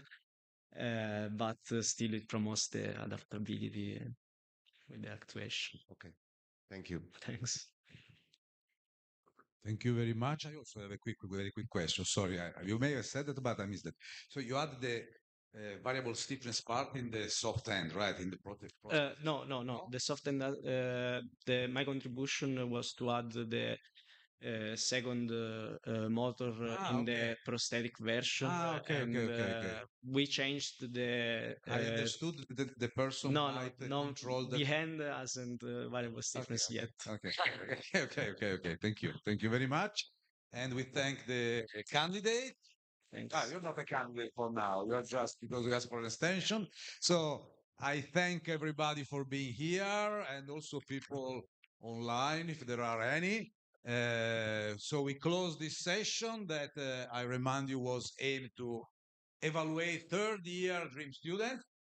And now the evaluation board, now or this afternoon, tomorrow, I will prepare your final evaluation. So thank you very much for being here, everybody. Thank you.